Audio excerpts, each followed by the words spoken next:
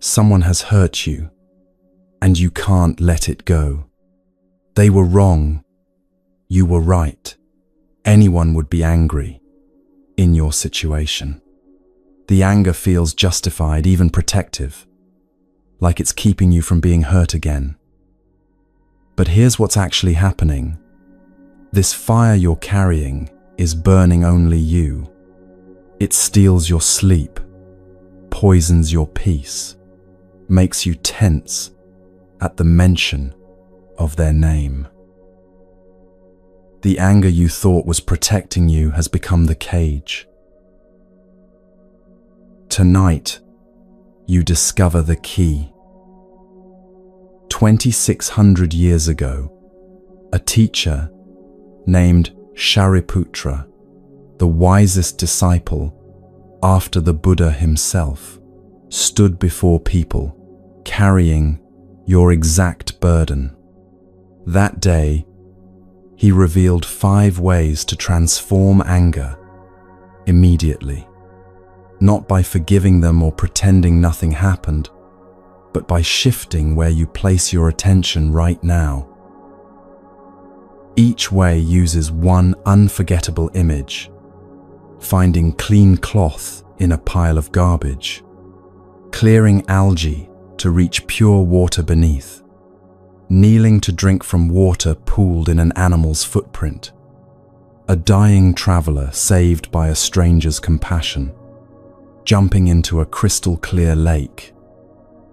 5 ancient ways, each perfect for a different kind of hurt, all leading to the same freedom. You have more tools than you realized. If it feels right, share where you're listening from tonight. Settle somewhere comfortable and let your breath slow. The first story begins now.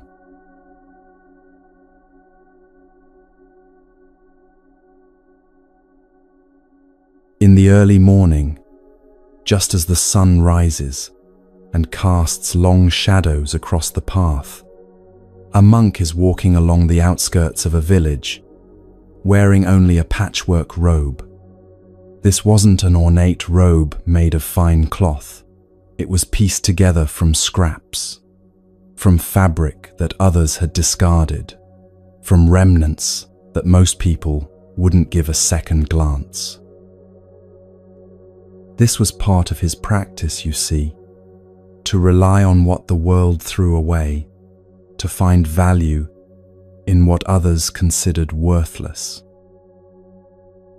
As he walks, he passes a garbage pile, not the kind of garbage we're used to today, neatly bagged and hidden in bins, but an open pile of refuse on the edge of town, where people threw everything they no longer wanted. The smell hits him first, overwhelming, nauseating, the stench of decay and waste. Excrement, urine, rotting food scraps, things too foul to name.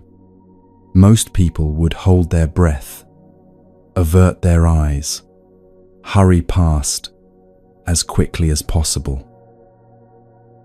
But this monk pauses, because among all that filth, among all that refuse and decay, he notices something.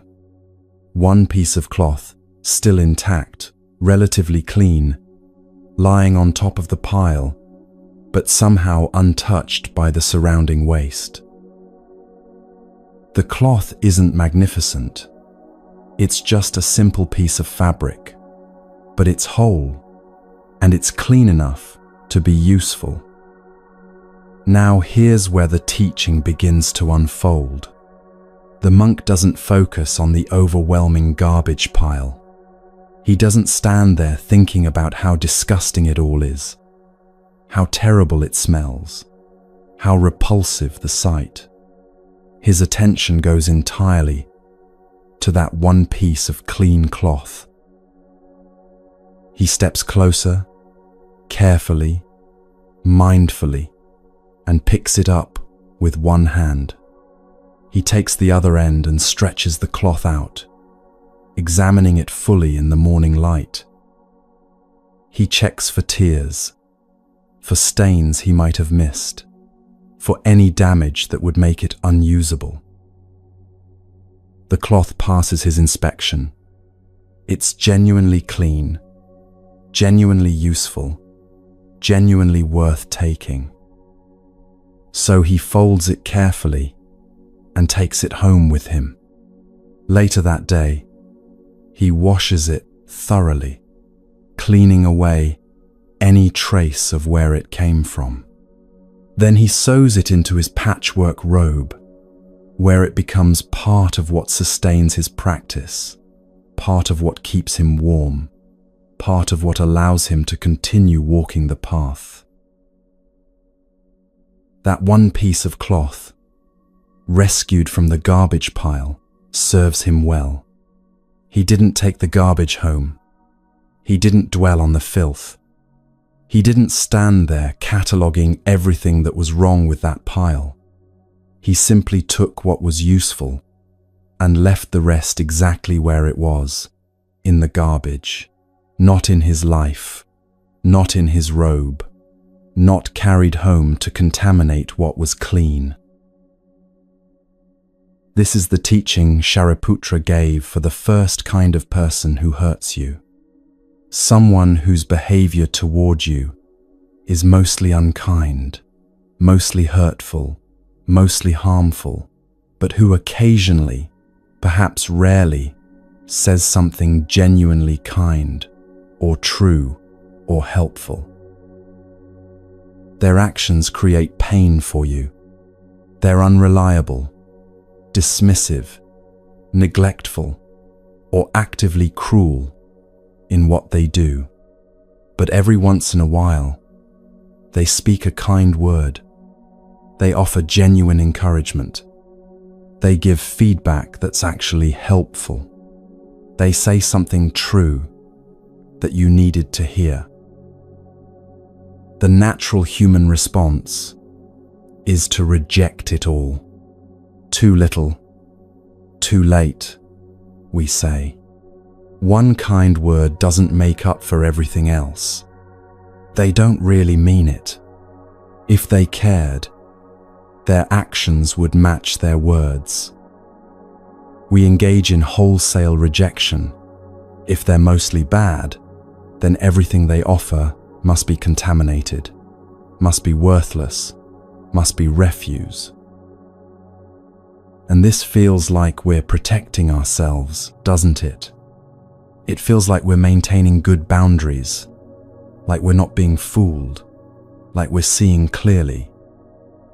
But actually, we're the ones who suffer when we can't receive even the occasional, genuine kindness that appears.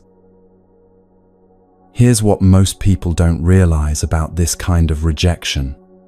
When you refuse to take the clean cloth because it was surrounded by garbage, you're not punishing the person who hurt you. They probably don't even notice. What you're doing is keeping yourself in a state of absolute deprivation, standing beside something useful while insisting you have nothing. Your anger becomes a wall that keeps out not just harm, but also the rare moments of genuine help that appear. The teaching Shariputra offered is radically different. He's not asking you to pretend the garbage pile doesn't exist. He's not suggesting you ignore the harmful actions or make excuses for them. He's certainly not saying you should gather up the whole pile and carry it home. What he's teaching is this: when you see clean cloth in the garbage, take it. Examine it carefully. Make sure it's genuinely clean. And if it is, take it home. Wash it. Use it. Leave the garbage where it belongs. This is strategic wisdom, not naivety. You're not being fooled when you take what's genuinely useful. You're being wise. You're gathering what helps you and leaving what harms you. The person who hurt you doesn't get to determine whether you benefit from the rare true thing they said. You get to decide that. Think about your difficult boss for a moment. The one whose management style makes you dread Monday mornings. They micromanage every detail of your work, rarely offer praise, create a stressful environment where everyone walks on eggshells. Team morale is low. People are updating their resumes. You've thought about leaving more times than you can count. This is the garbage pile, the toxic behavior, the harsh criticism, the atmosphere of fear they've created. But one day, in a meeting, they give you genuinely constructive feedback.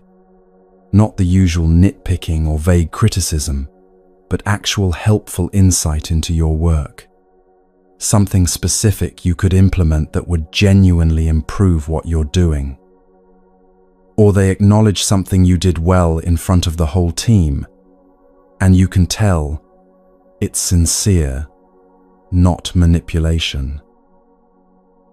Your immediate reaction might be to dismiss it. One decent comment doesn't change the fact that they're terrible. What do they want from me now? This doesn't make up for how they treated me last week. All of which might be completely true.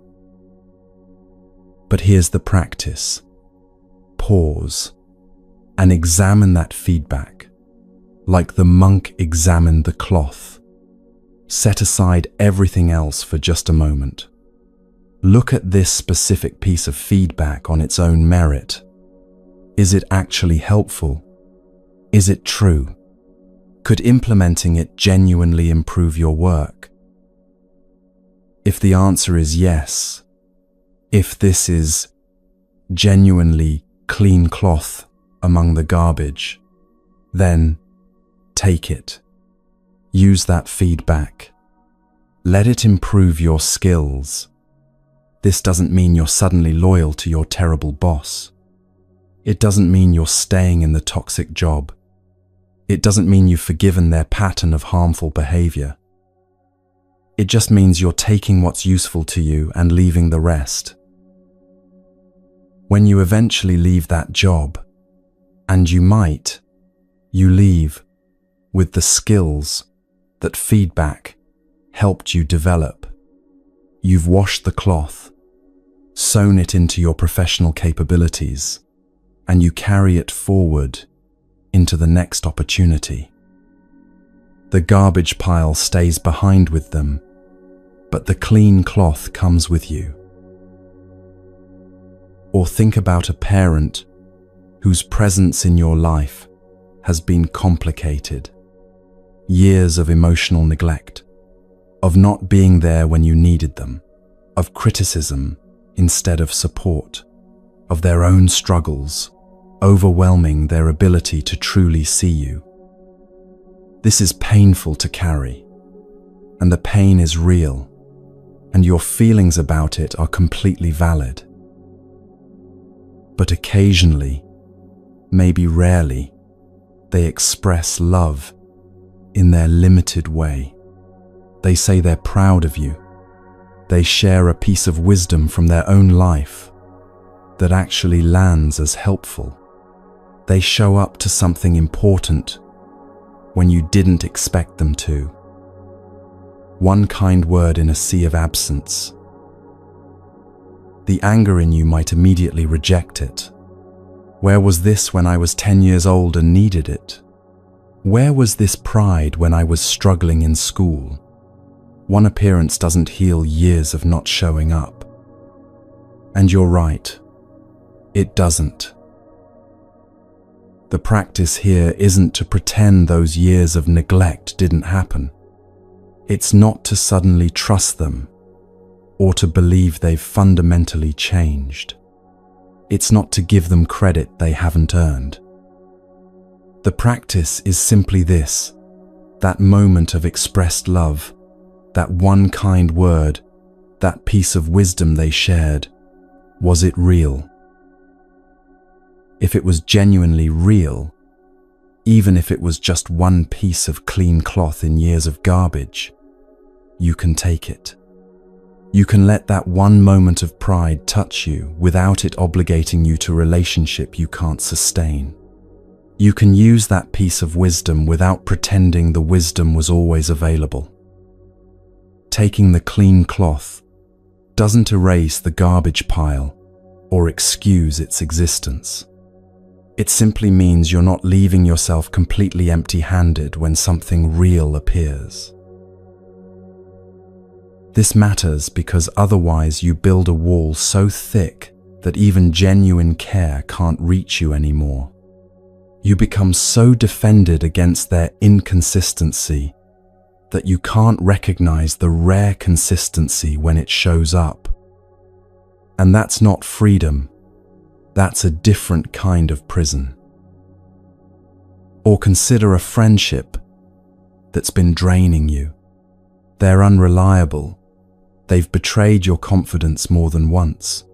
They take far more than they give, and the relationship feels unbalanced and exhausting.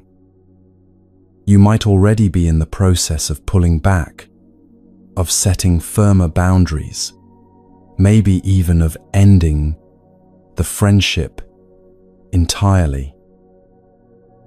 But then they do something genuinely thoughtful.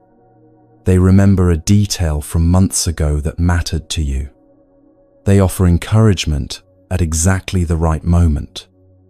They show up to help you with something when you didn't expect it. One piece of clean cloth in 3 years of garbage. You can acknowledge that moment without it changing your decision about the friendship. Thank you for remembering that was important to me. You can say that sincerely while still recognizing this friendship isn't sustainable. Tomorrow you might still need to end it, to protect your own well-being, to stop the pattern of disappointment. But today you received what was genuinely offered, what was actually real. This prevents you from becoming so hardened that you can't recognize authentic care anywhere. It keeps your discernment sharp. You're not rejecting everything. You're carefully examining what's offered and taking only what's truly clean. Now let's talk about what actually happens in your body when you practice this versus when you don't. When someone who usually hurts you says something kind and you automatically reject it, notice what happens physically. Your chest tightens. Your jaw clenches.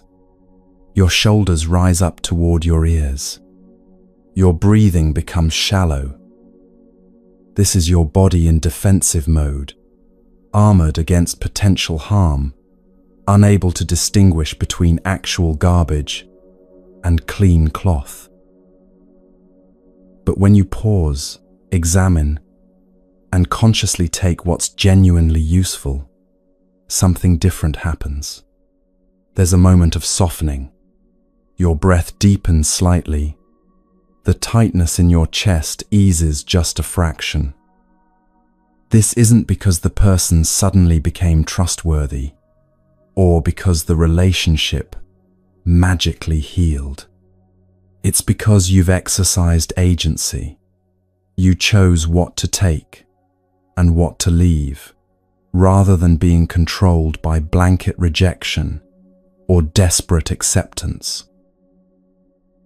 This practice is also nothing like toxic positivity or spiritual bypassing, and it's important to understand the difference. Toxic positivity would say, just focus on the positive. They said something nice, so forget about the bad stuff. That's denial.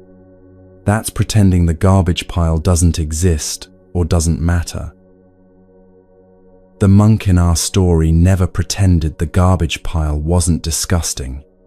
He saw it clearly, acknowledged its existence, and simply chose not to carry it home.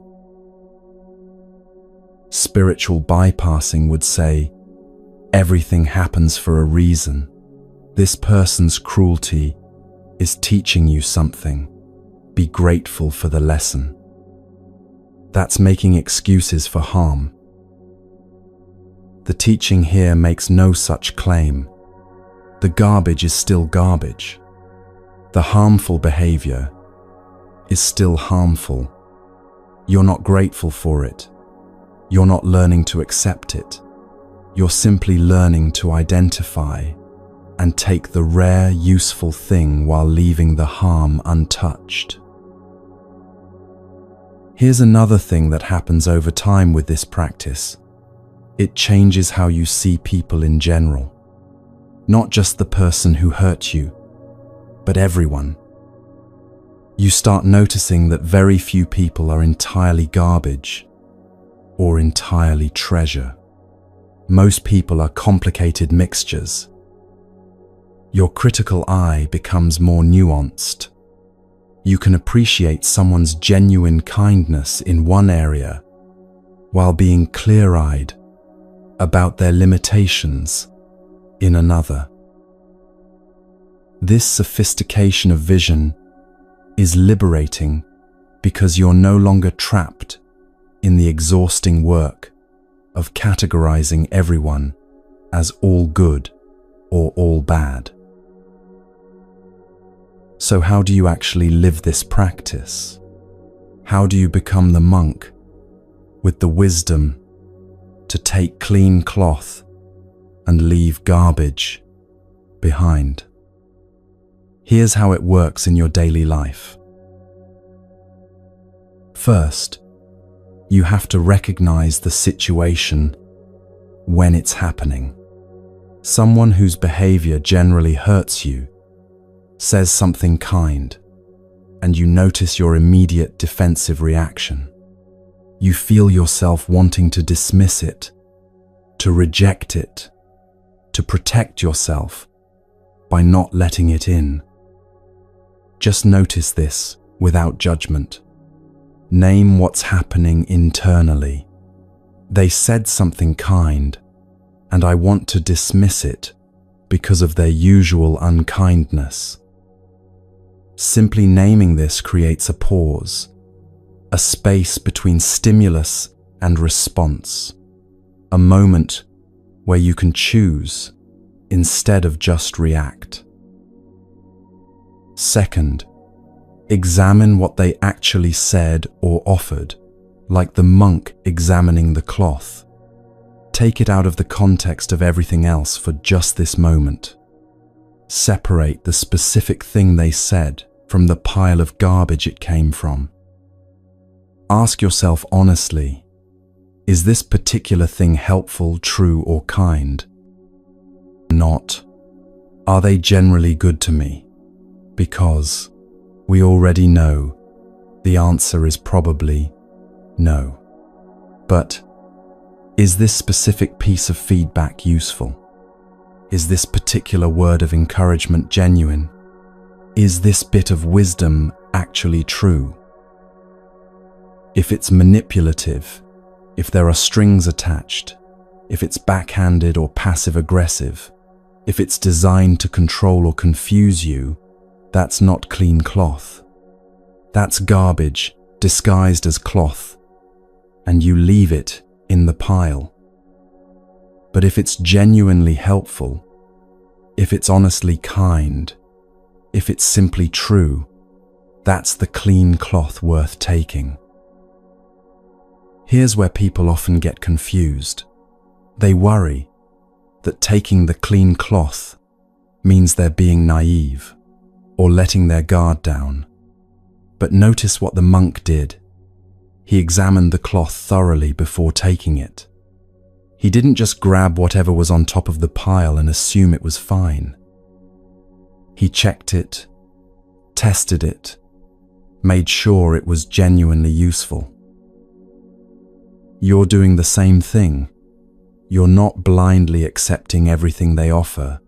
You're carefully discerning what's actually clean from what only looks clean on the surface. Third, if you determine it's genuine, receive it simply and without attachment. This is crucial. You take the cloth, but you don't make it mean more than it means. If they gave you one helpful piece of feedback, you say, "Thank you, I'll work on that," and you actually do work on it. But you don't suddenly think, "They've changed," or "Maybe they're not so bad after all." One kind word doesn't erase a pattern of unkindness. One piece of clean cloth doesn't make the garbage pile disappear. You take this moment as exactly what it is. This moment, this one thing, nothing more and nothing less. This is the washing of the cloth.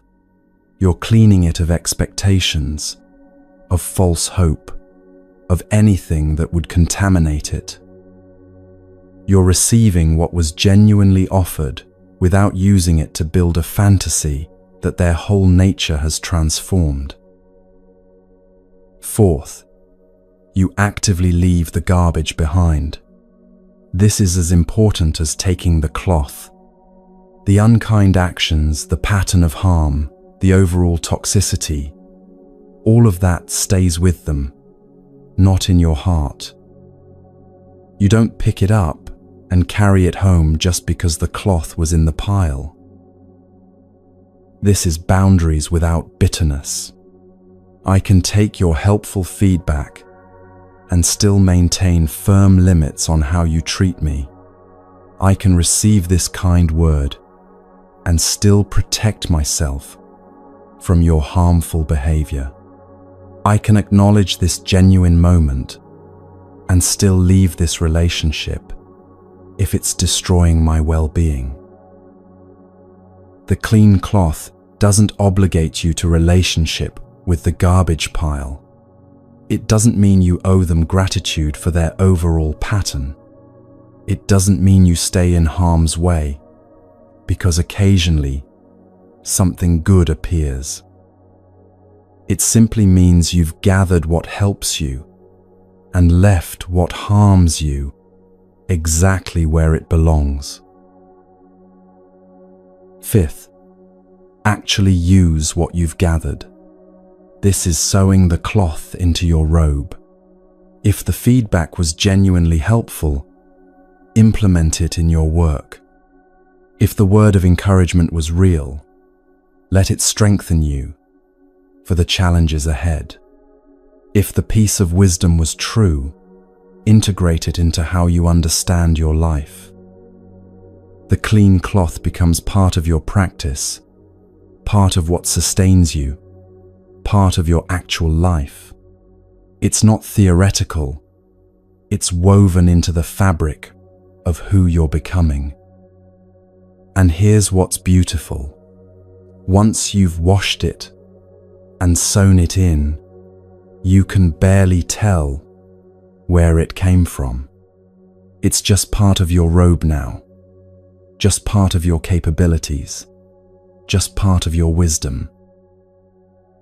What transforms over time is your relationship with this kind of hurt. You develop real discernment, the ability to distinguish clean cloth from garbage disguised as cloth from actual refuse. You become free from all or nothing thinking. You don't need people to be perfectly good to receive anything from them, and you don't need them to be perfectly evil to protect yourself from them. You can hold complexity. They're harmful in these specific ways, and occasionally helpful in this specific way. Both can be true simultaneously. This sophisticated understanding liberates you from the exhausting binary of all good or all bad. Most importantly, you're no longer controlled by their inconsistency. When they're unkind, you're not devastated because you weren't depending on them for all your nourishment.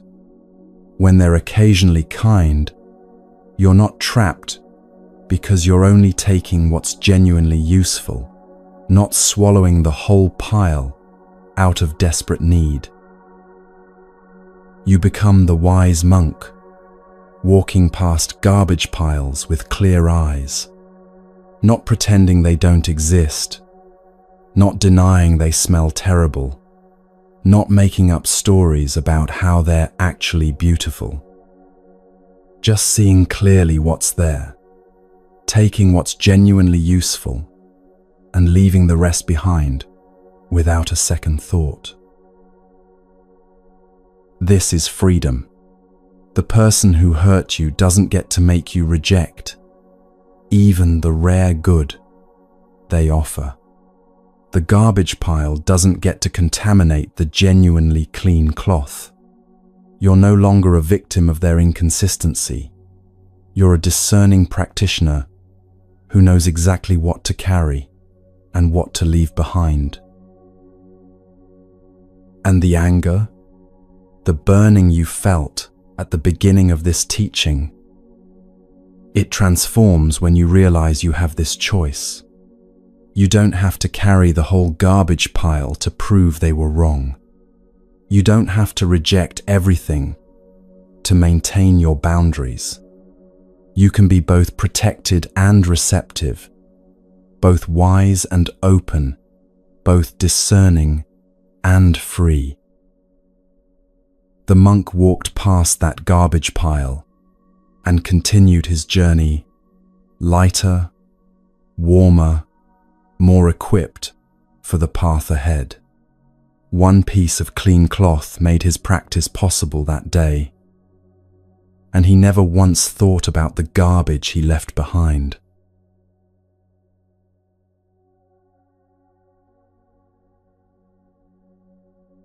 The second way begins on a day when the heat is almost unbearable.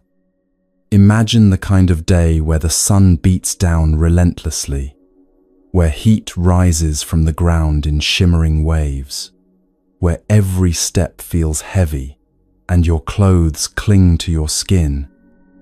And a person is walking through this heat, suffering. Their body is covered in sweat. Their throat is parched. Their skin feels sticky and uncomfortable. They're desperate for relief, for something to cool them down, for any escape from this oppressive temperature. Then they see it, not far from the village, a lake. But as they get closer, their heart sinks a little. The surface of the lake is completely covered with thick green algae. Floating grass and weeds create a carpet across the top, making the water look uninviting, even repulsive. Someone else might look at this lake and think, "This water isn't usable," or "I'll keep searching for something better." The surface appearance suggests the whole thing is contaminated, spoiled, not worth the effort. But this person understands something important. They know that surface appearance isn't the whole truth. They've learned that what you see on top doesn't always reflect what lies beneath. So without much hesitation, they make a decision. They jump into the lake. As soon as they hit the water, they use their hands to push aside the algae, to clear away the floating grass and weeds. And underneath, cool, clear, pure water. The surface growth hadn't contaminated what was below at all. It was just sitting on top, a layer that could be moved aside with a little effort. The person drinks deeply from this pure water beneath the algae. They bathe completely, letting the coolness wash over their overheated body. The relief is immediate and total. The heat that was making them suffer dissipates. The thirst that was tormenting them disappears. The discomfort that seemed overwhelming just moments ago is replaced by complete refreshment. They emerge from that lake renewed, grateful they didn't judge it solely by its surface, glad they did the small work of clearing aside what was covering the good water beneath. This is the teaching for the second kind of person who causes you pain, someone whose words are rough, critical, harsh, maybe even hurtful, but whose actions consistently demonstrate genuine care. The disconnect can be confusing and painful. What they say stings, cuts, makes you want to pull away. But what they do tells a completely different story. They show up when you need help. They follow through on commitments. Their behavior reveals investment in your well-being, even when their words suggest otherwise. The natural human response to harsh words is to focus entirely on them. When someone speaks to you roughly, criticizes you sharply, or delivers feedback without any cushioning, you feel wounded. The words sting. They replay in your mind. You might lie awake thinking about what they said and how it made you feel. And in that wounded state, it becomes almost impossible to see their caring actions. The algae on the surface is so off-putting that you never discover the pure water beneath. But here's what makes this situation different from the first way we explored. With the garbage pile and the clean cloth, the person's actions were the problem, and their words were occasionally helpful. Here, it's reversed. Their words are the problem, but their actions consistently show care. This pattern often comes from cultural or generational differences in how people express love and concern. Some people grew up in environments where verbal affection was considered weakness, or where directness was valued over gentleness. Others experienced such hardship that they learned to hide vulnerability behind rough exteriors. Still, others simply never developed the skill of articulating care in words, even though they feel it deeply and demonstrate it constantly through what they do. Understanding this context matters because it helps you stop taking their harsh delivery personally. Their inability to speak gently isn't about you or your worthiness of gentle treatment. It's their limitation, their unhealed place, their missing skill.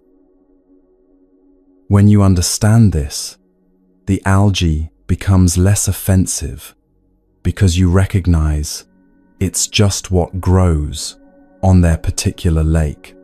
It's not a judgment on whether you deserve clean water. Shariputra's teaching here is clear. Don't be deceived by the surface. Do the work of pushing aside the harsh words to reach the genuine care beneath. Like jumping into the algae-covered lake, this requires a little effort on your part. You have to be willing to look past immediate surface impressions to see what's actually there. But the refreshment you find, the real care, the consistent support, the demonstrated love, makes that small effort worthwhile. Think about a parent who never learned to say, "I love you," or "I'm proud of you."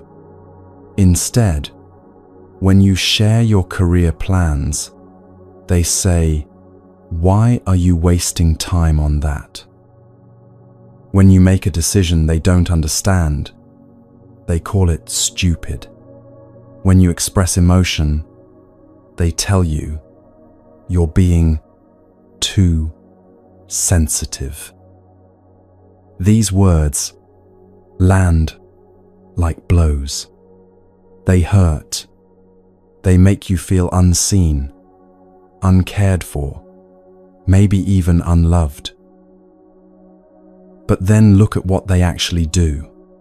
They show up to every important event in your life, even when it's inconvenient. When you're struggling financially, help appears without you having to ask. They call to check in regularly, even if the conversations are awkward. When you're in crisis, sick, heartbroken, facing real difficulty, they drop everything to be there. They've sacrificed their own comfort for your well-being more times than you can count. The practice here is learning to respond to the action truth rather than the word harshness. When they say, "Why are you doing that job?" you could hear it as criticism and respond defensively.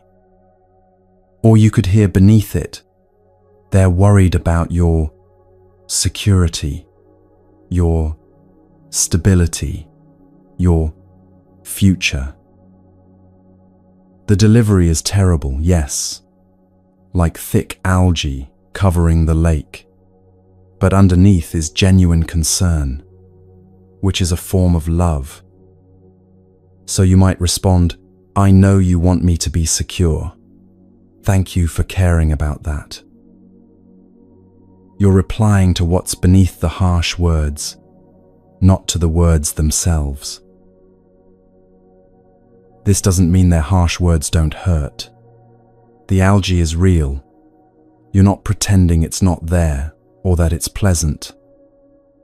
You feel the sting of criticism, the pain of harsh delivery, but you're choosing not to let that surface layer block you from the care that exists underneath.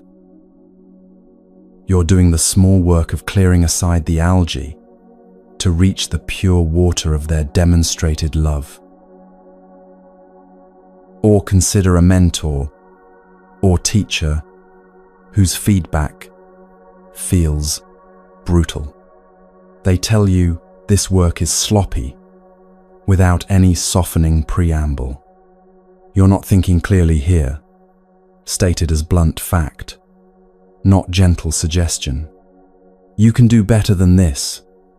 No praise sandwich, no cushioning, just direct assessment.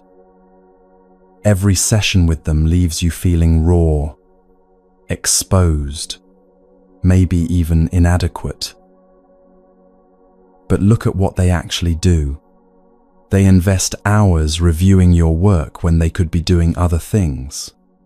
They open doors for you, make introductions, advocate for your advancement to people who matter.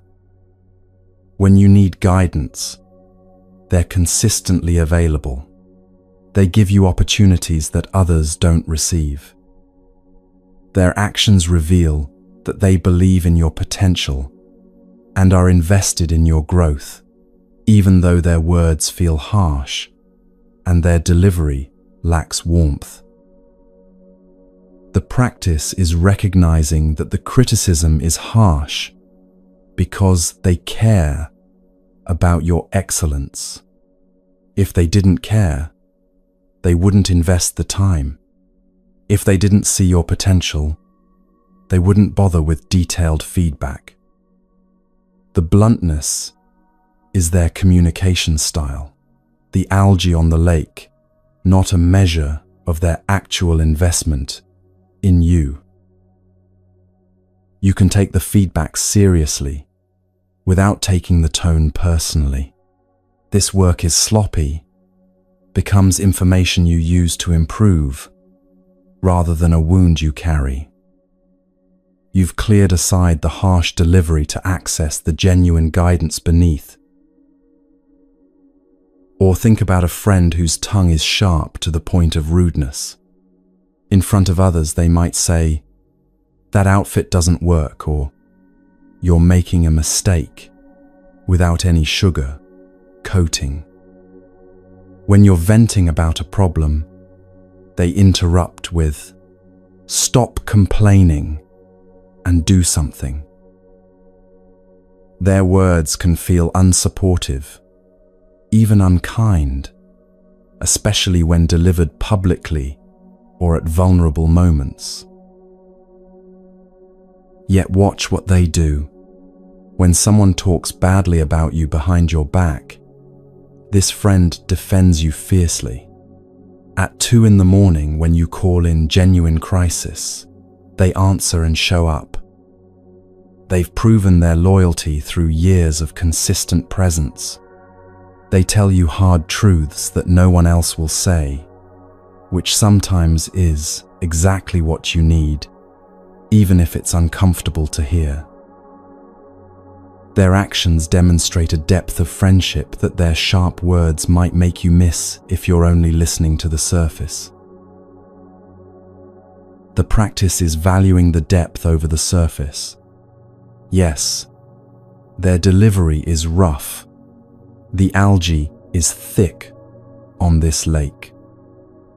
But the loyalty beneath, the consistency of showing up, the willingness to tell truth instead of comfortable lies, this is the pure water you'd miss if you only judged by how things sounded.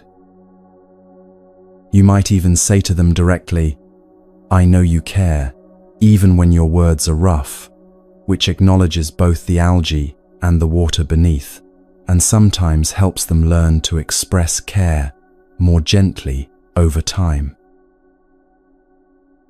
Now let's talk about how you actually live this practice in your daily life. How do you become the person who jumps into algae-covered lakes because you understand what lies beneath? First, when harsh words land, let yourself feel the sting. Don't suppress it or pretend it doesn't hurt. The algae is unpleasant. Acknowledge that reality. Name what's happening. Their words are rough, or that delivery was harsh, or what they said stung. This naming is important because it keeps you honest about the surface reality while preparing you to look beneath it. You're not pretending the algae is beautiful or pleasant.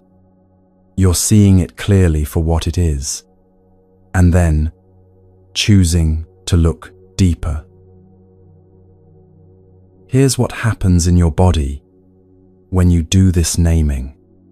The hurt doesn't disappear, but something shifts. Instead of spiraling into, "They don't care about me," or "I must not matter to them," you simply register, "Those words were delivered harshly." This keeps the hurt from expanding into a story about your worth or their feelings for you. The algae stays algae, unpleasant surface growth, instead of becoming evidence of contaminated water all the way through. Second, deliberately shift your attention from what they said to what they actually do. This is the movement from surface to depth, from algae to water. Ask yourself, if I were deaf and could only observe their actions toward me, what would I know about how they feel? When your parent criticizes your choices, but drives 3 hours to help you move into a new apartment, the action speaks care. When your mentor's feedback stings, but they spend their Saturday reviewing your work, the action speaks investment. When your friend's words are blunt, but they show up in crisis without being asked, the action speaks loyalty. Often what you discover is that their actions have been speaking care all along, but the harsh words were so loud you couldn't hear what the actions were saying. This is why the shift of attention matters. You're choosing to listen to the full message instead of only the uncomfortable part. This practice also reveals something profound about how we measure care in relationships. Many of us have been taught that words are the primary currency of affection. If someone can't say, "I love you," we question whether they feel it.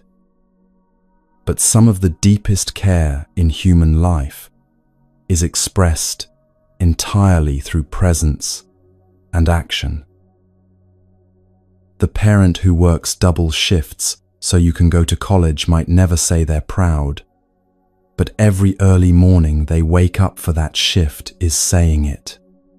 The mentor who tears apart your work is saying, "You matter enough for me to invest in making you excellent." The friend with the sharp tongue is saying, "I care enough to give you truth, even when it's uncomfortable."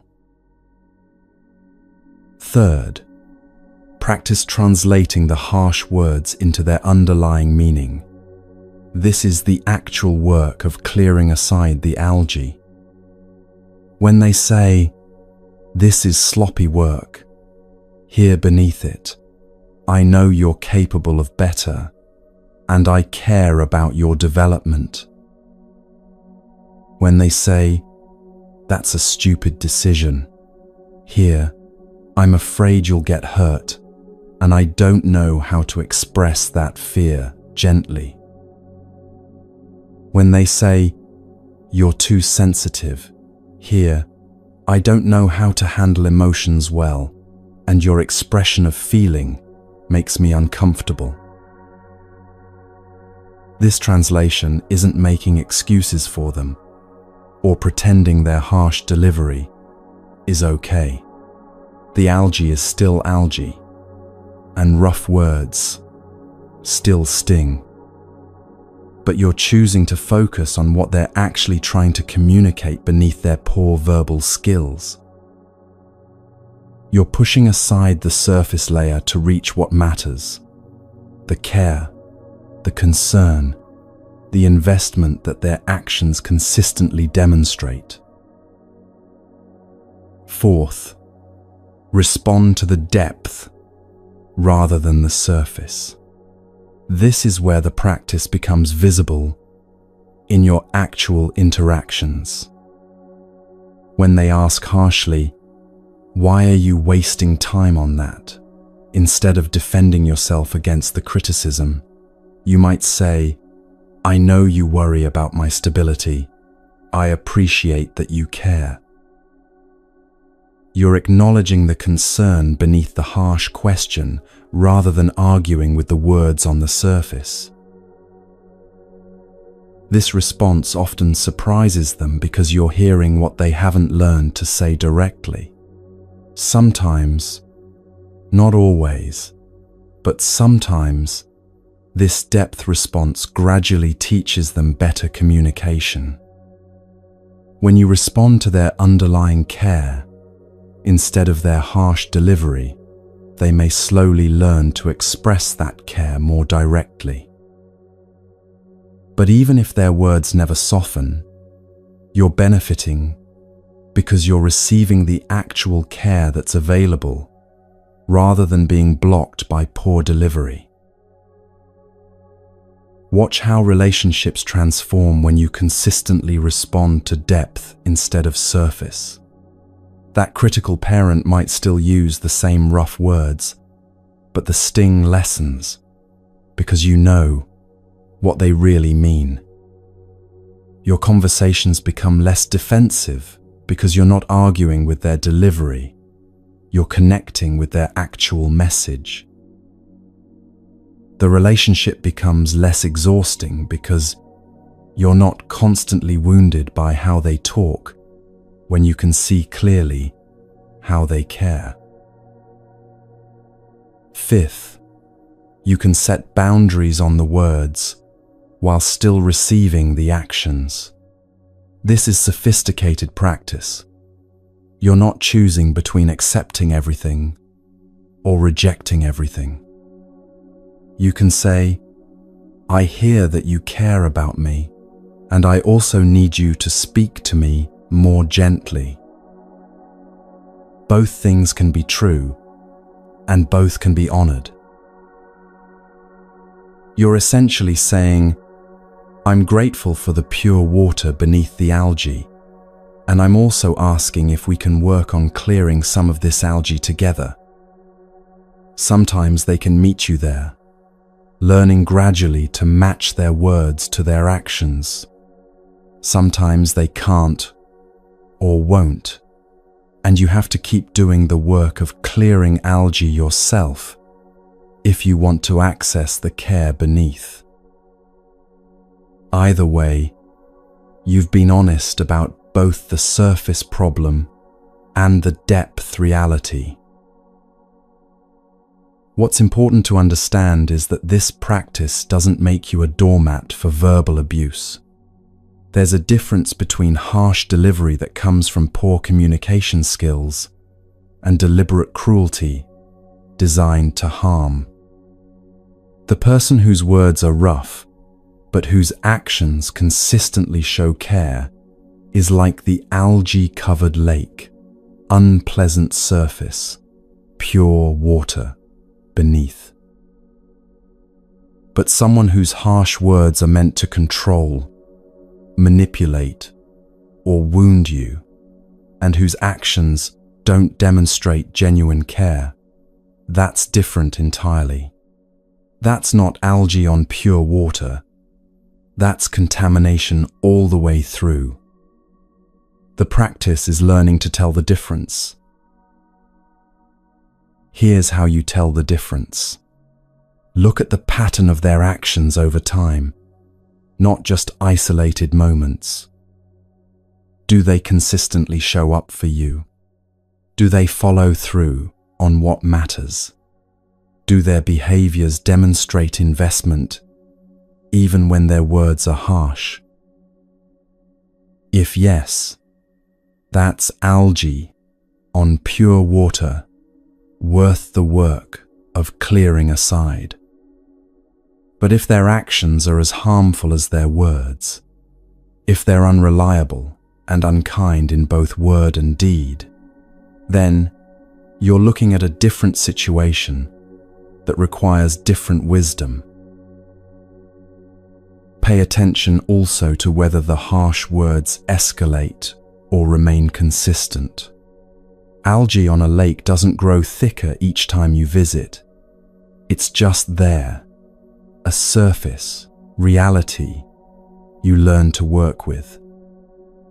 But verbal abuse typically escalates over time, becoming more cutting, more personal, more designed to wound. That escalation is a sign you're dealing with something other than poor communication skills.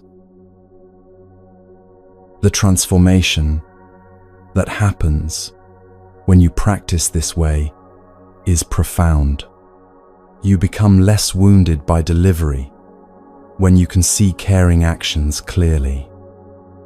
Harsh words still register. You're not numb to them, but they don't devastate you because you're reading the full message, not just the unpleasant wrapper it comes in. You develop a skill that serves you in every relationship, the ability to read beneath surface communication to what's actually being expressed through behavior. This makes you wiser in general because you're not fooled by smooth words that aren't backed by action, and you're not missing genuine care that's clumsily expressed.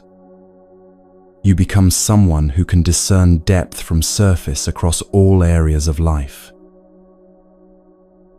Most importantly, you're not deprived of care just because it's delivered roughly. Some people who love you most deeply will never learn to say it in ways that feel warm and gentle. Their care will always come with algae on top. That's their limitation, their struggle with verbal expression. But if you can't push aside that algae, you'll go through life thinking they don't care when actually they've been showing you care constantly through their actions.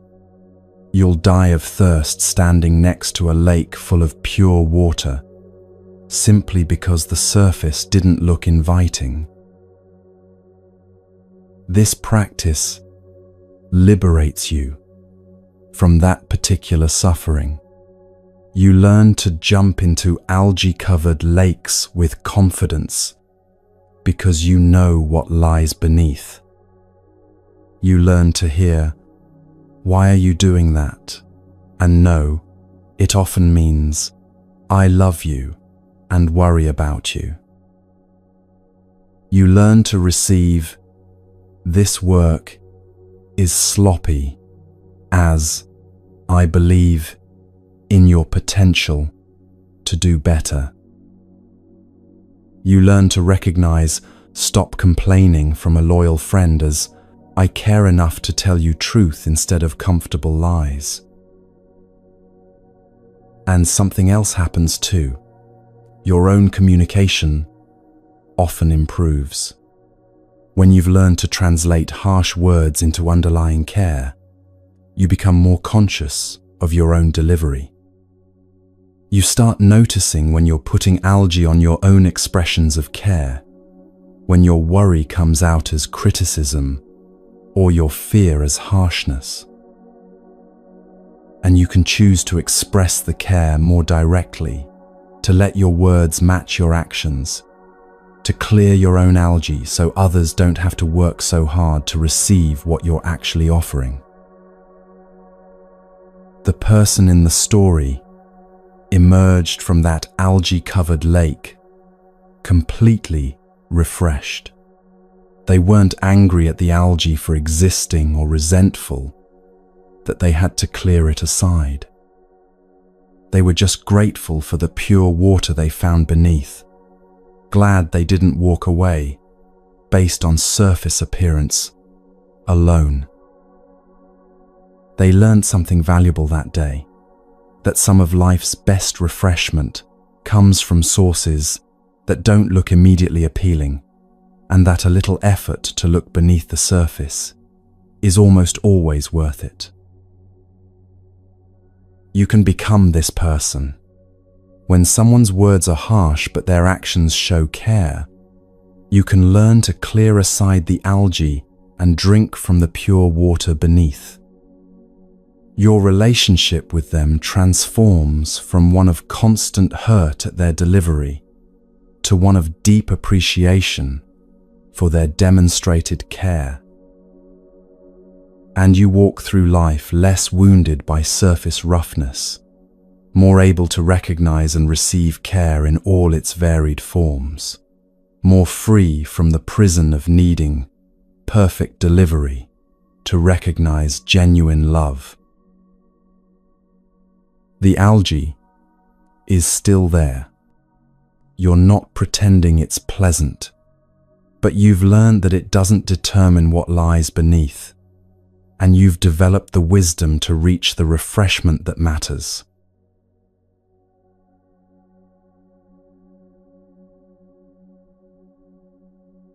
The fourth way begins in a place far from any help. Picture a vast wilderness, empty land stretching in every direction, no villages visible on the horizon, no paths leading to safety. A person is traveling through this remote territory alone, making their way across difficult terrain, with nothing but determination to reach their destination. They've been walking for days, far from anything familiar, with only the hope of reaching the next settlement to keep them moving forward. Then suddenly, everything changes. They fall sick. Not the mild discomfort of fatigue or minor illness, but desperate, debilitating sickness that drains every bit of strength from their body. Fever burns through them, making their skin hot and their thoughts confused. Weakness settles into their limbs until they can barely stand, let alone continue walking. Their legs give out and they collapse on the path, unable to take another step, unable to do anything but lie there suffering. As they lie there, the full horror of their situation becomes clear. They're alone, completely, utterly alone. The nearest village is days away, impossible to reach in this condition. No one knows where they are. No one is coming to look for them. No one even knows they need help. The realization settles over them like a weight crushing their chest. I will die here. This isn't dramatic thinking or fear exaggerating the situation. It's simple reality. Without help, without medicine, without even water or shelter, a person this sick, in this remote place, will not survive. They know it with absolute certainty. Death is approaching, not someday in the distant future, but soon, perhaps within hours or days. And there's nothing they can do about it. Despair floods through them. Not just fear, but the deep hopelessness of knowing your life is ending and being powerless to stop it. They look at the empty landscape around them and understand that this barren place will be where their story ends. No family to say goodbye to, no comfort in their final moments, just alone in the wilderness, dying slowly from sickness with no one to witness or care. The suffering isn't just physical now, it's the existential terror of abandonment, of facing death completely alone, of the world continuing on without even noticing you're gone. Time passes. How much? They can't tell. The fever makes everything blur together. They drift in and out of awareness, each time surfacing to the same terrible reality. Still alone, still dying, still no hope. They've stopped trying to move, stopped even hoping for rescue. They're just waiting now, enduring each moment of suffering as it comes, too weak to do anything else. Then, something changes. Through their fevered haze, they become aware of a presence. Someone is approaching on the same path. Another traveler, alone like they were, making their way through this same wilderness. This newcomer sees the sick person collapsed on the path, sees immediately how desperate the situation is, the fever, the weakness, the look of someone at death's door. And in that moment, they have a choice. They could keep walking. After all, stopping to help means risking their own journey, their own safety, their own supplies. The sick person is a stranger, no relation, no obligation. Many people, faced with this scene, would feel sympathy, but keep moving. It's not their problem, and they have their own concerns. But this traveler doesn't hesitate. They immediately kneel beside the sick person and reach out, taking their hand. "I will help you," they say simply. Just those 4 words, but in that moment they mean everything. The difference between death and life, between abandonment and care, between despair and hope. The compassionate traveler doesn't just speak comfort and move on.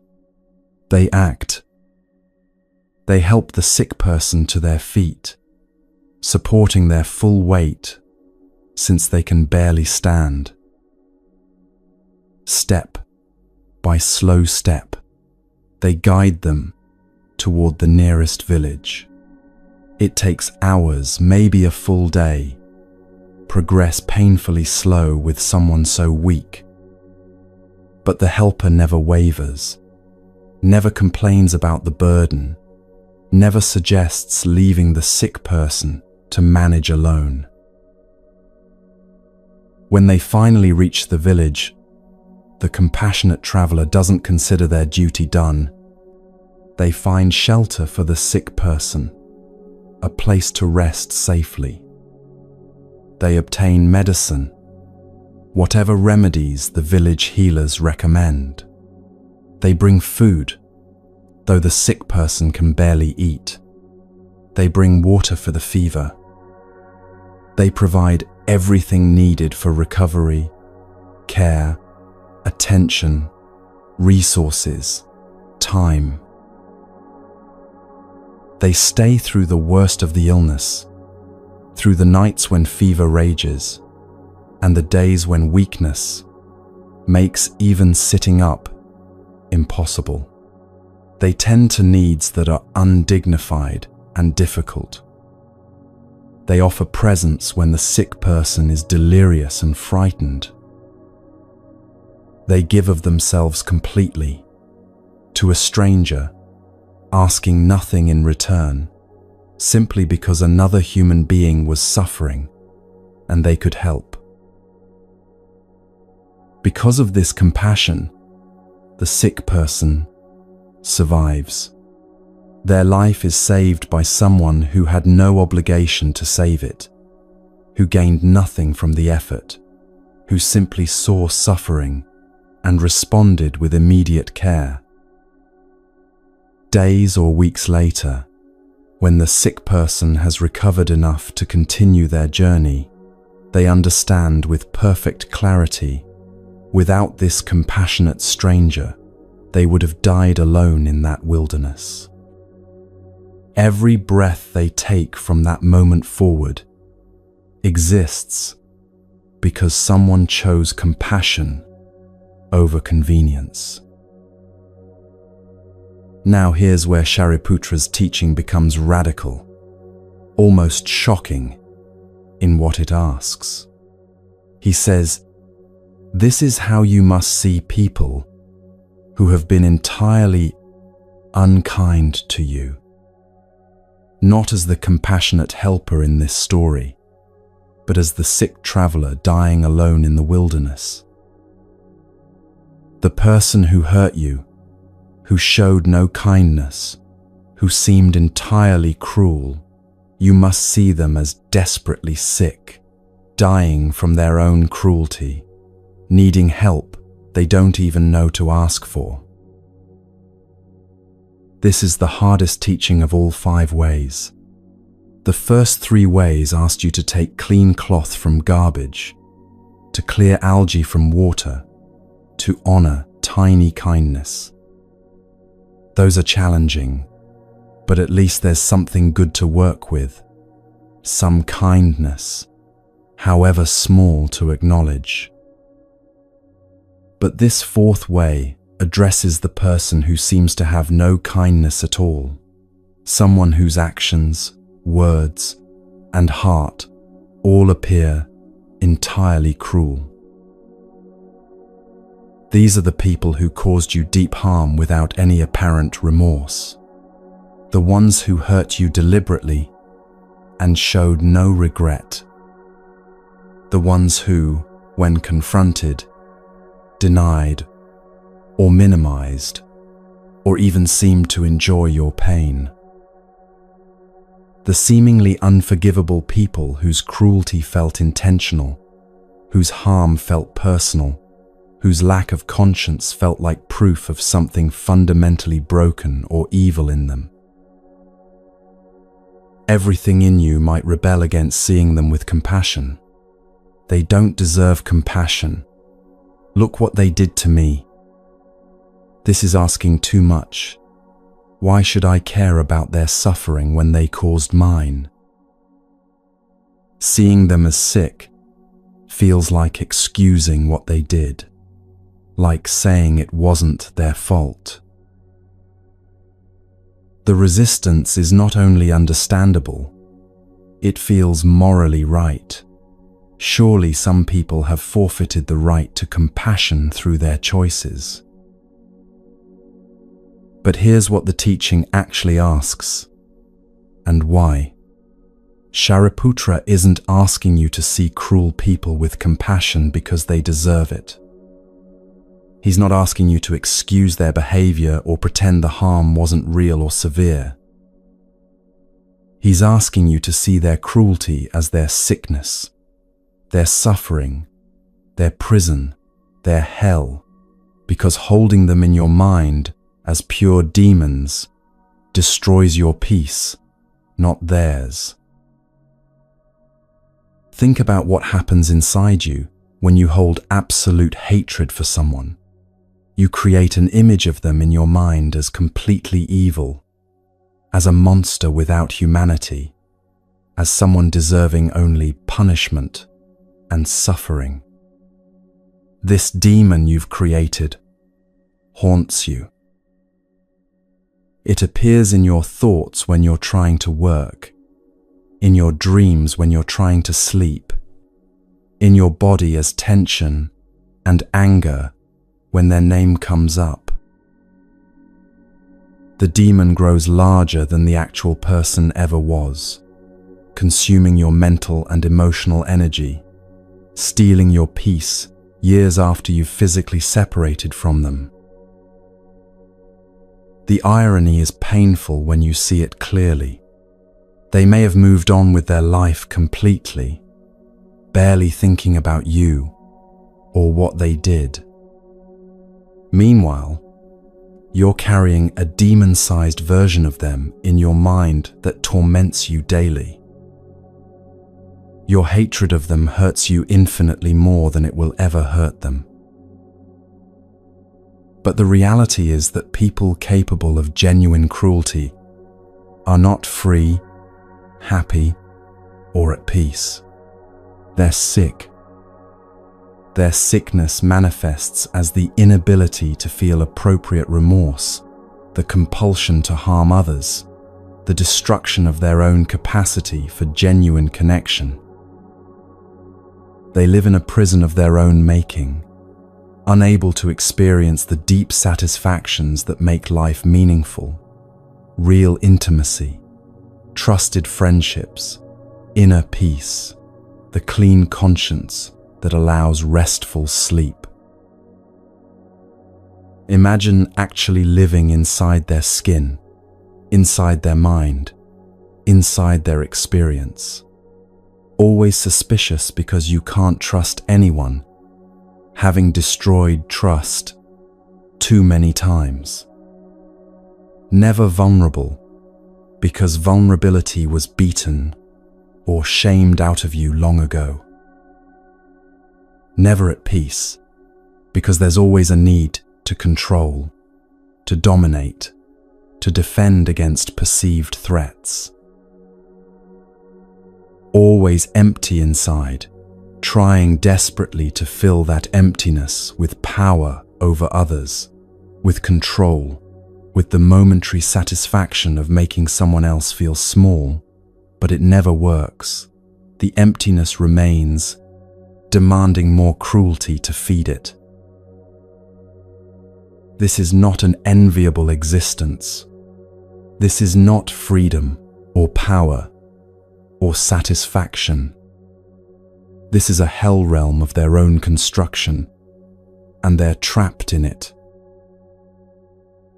They're the sick traveler in the wilderness, except their sickness is invisible, and their wilderness is internal. And most tragically, they don't even know they're dying, because the sickness has destroyed their ability to recognize their own suffering. Consider someone who abused you deeply and shows no remorse, perhaps even denies it happened. The thought of having compassion for this person might feel like betraying yourself, like minimizing what they did, like siding with them against your own pain. So let's be absolutely clear first. Protect yourself completely from this person. Never have contact again if that's what you need. Pursue legal consequences if that's appropriate. Your anger at what they did is completely justified and healthy. None of this teaching asks you to suppress that anger or pretend the harm was acceptable. Now the difficult part. Can you see that their capacity for cruelty without remorse is their sickness, their prison? They've destroyed their own humanity to the point where they can harm others and feel nothing. They live in an internal wasteland where real connection is impossible, where trust doesn't exist, where they're fundamentally alone, even when surrounded by people they control through fear. They will likely die without ever knowing what it feels like to be genuinely loved, or to love genuinely, without ever experiencing the peace that comes from a clean conscience, without ever feeling truly safe or truly satisfied. This doesn't excuse what they did to you. The sickness doesn't make the harm less real. But seeing them as sick rather than as demons changes something crucial in your mind. The demon in your imagination has power. It haunts you, controls you through fear and hatred, keeps you imprisoned in anger long after you've escaped the actual person. But a sick human, trapped in the consequences of their own cruelty, doesn't have that same power over your peace. Or think about a friend who betrayed your trust fundamentally, shared your secrets maliciously, lied to your face repeatedly, perhaps even worked to undermine your relationships or reputation. When you confronted them, they showed no genuine remorse, just deflection or excuses, or even seemed to enjoy that they'd hurt you. Years have passed. You've cut them out of your life completely, but the anger still burns. You still rehearse what you should have said, still imagine scenarios where they face consequences, still feel your body tense when you hear their name. Their capacity for betrayal without remorse is their sickness. They've damaged their own ability to have genuine friendship with anyone. Every relationship they have now is probably shallow, transactional, marked by the same manipulation and betrayal that destroyed yours. They don't trust others because they themselves are untrustworthy, and they're not trusted by others for the same reason. They've created a life where deep friendship, the kind that sustains you through hard times, that knows you fully and loves you anyway, is impossible. That's not a life anyone would choose if they understood what they were giving up. It's a sickness, a poverty of being, a hell they carry with them everywhere. Your hatred of them doesn't add to their suffering. They're already living in the natural consequences of their choices. But your hatred definitely adds to your suffering. It keeps you bound to them emotionally years after you've separated physically. It poisons your ability to trust new friendships because you're always watching for signs of betrayal. The hatred you carry hurts you far more than it will ever hurt them. Or consider an authority figure, boss, teacher, coach, who was systematically cruel and seemed to enjoy wielding power over those beneath them. They humiliated people publicly, used their position to control and intimidate, created an environment of fear. You've left that situation, escaped their direct influence, but the memories still burn. Sometimes you wake up at night still processing what they did, still angry that they got away with it, still wishing they would face consequences. People who need to wield power cruelly are profoundly sick. They're so empty inside, so devoid of genuine self-worth, that dominating others is the only way they can feel significant. Real power, the kind that comes from competence, from genuine respect, from building others up, they'll never experience because they're too sick to build, only to destroy. They're dying from lack of genuine self-worth, trying desperately to fill that emptiness with control over others, but it never works. No amount of domination fills the void inside.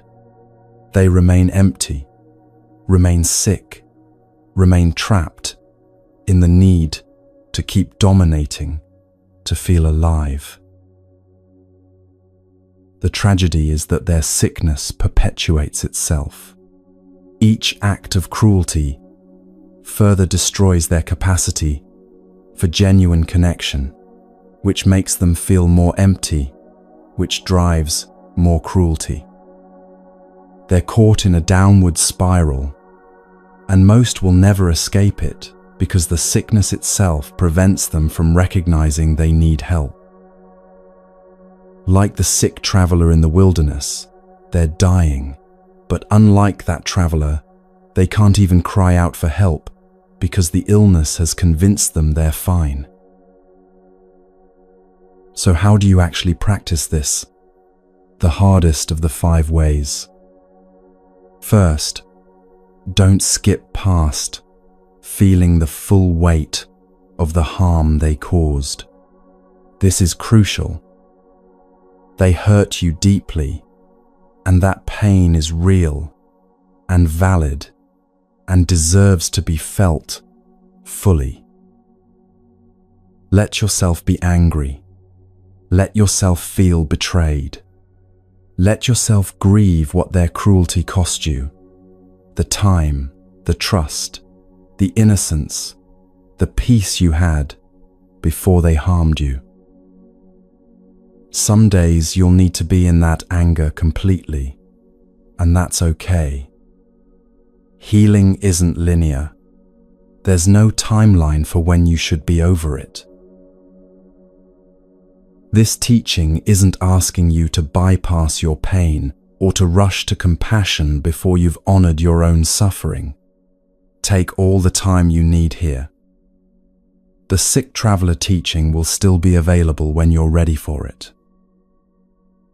And you might never be ready for it with this particular person, and that's also okay. This teaching is an option, not an obligation.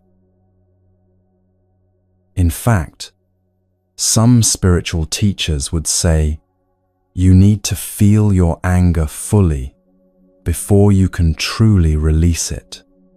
Anger that's been suppressed or bypassed doesn't go away. It goes underground where it causes different kinds of damage. So honor your rage. Write letters you never send. Scream into pillows. Talk to therapists who can hold space for the full weight of what was done to you. This isn't wallowing in anger.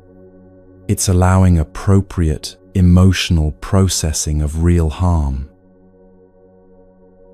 Second, when you're ready, whenever that might be, start noticing what holding absolute hatred does to you. Not what it does to them, but what it does to your own life. Does it disturb your sleep? Does it intrude into moments that should be peaceful? Does it consume mental energy you'd rather spend on things that matter to you? Does it poison your ability to trust or to open your heart to others? Ask yourself honestly, how much of my life force is being consumed by this hatred? Not in a judging way, just as honest inventory. If the answer is a lot, then you might be ready to explore this teaching, not for their sake, but for your own liberation. Pay attention to how often they appear in your thoughts uninvited, how much energy goes into imagining them suffering or finally understanding what they did. How many potentially peaceful moments are disrupted by sudden memories of their cruelty. This inventory isn't about making yourself feel bad for still being angry. It's about seeing clearly what the anger is costing you, so you can make an informed choice about whether you want to continue paying that price. Third, practice seeing their cruelty as the sickness that has destroyed their own capacity for fully human life. People capable of genuine cruelty have lost access to experiences that make life meaningful. They can't feel appropriate remorse, which means they can't make genuine amends and experience the relief of reconciliation. They can't be truly vulnerable, which means they can't experience real intimacy. They can't trust because they're fundamentally untrustworthy, which means they live in constant suspicion and isolation. Try to imagine actually living in their internal world, not to excuse them, but to understand the prison they're in. Always needing to control because you can never trust. Always empty inside, trying to fill it with domination or harm but never succeeding. Never at peace, never truly satisfied, never experiencing the deep contentment that comes from living with integrity. This is their hell, and unlike you, they can't escape it by physical separation because they carry it inside themselves everywhere they go. Fourth, practice shifting how you hold them in your mind, from demon to sick human. The demon in your imagination is all-powerful, ever-present, capable of haunting you indefinitely. The sick human is pitiable, limited, already suffering the natural consequences of their choices. This shift doesn't require you to feel warm compassion toward them. It doesn't require you to wish them well or to hope for their healing. It's simply recognizing reality. They're sick humans, trapped in prisons of their own making, not all-powerful demons, with ongoing control over your peace. When they appear in your thoughts now, instead of spiraling into rage or fear, you can think, they're sick, I'm free, and move on. Fifth, choose your level of compassion on a spectrum, knowing that any point on that spectrum is better than absolute hatred. Full compassion might sound like, I genuinely wish they could heal from whatever made them capable of such cruelty. Minimal compassion might sound like, I see they're sick and I'm glad I'm away from them. Neutral might sound like, they're sick people living sick lives. That's their burden, not mine anymore. All of these are better than absolute hatred, which sounds like, they're pure evil, deserve only suffering, and I'll carry rage toward them forever. That last one chains you to them indefinitely. Even the most minimal compassion, just seeing their sickness without wishing them well, begins to free you. What transforms over time is this: hatred loosens its grip on your heart, not because you've forced it to, but because you've seen clearly that carrying demons in your mind creates ongoing suffering while seeing sick humans allows release. The person who hurt you shrinks back to human size in your memory, instead of looming as an outsized monster. This creates space in your mind for other things, for healing, for joy, for new relationships, for peace. Most importantly, you become free whether they ever change or not, whether they ever face consequences or not, whether they ever understand what they did or not. Your freedom doesn't depend on their transformation.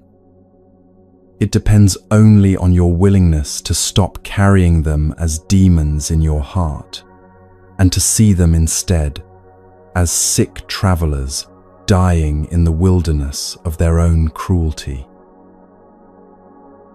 They're in their own prison already. You don't have to join them there.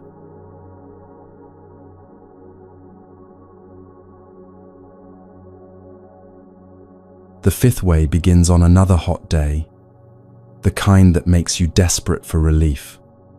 A person is walking under the blazing sun, their body covered in sweat, their clothes sticking uncomfortably to their skin. Every step feels heavy, the heat pressing down on them like a physical weight.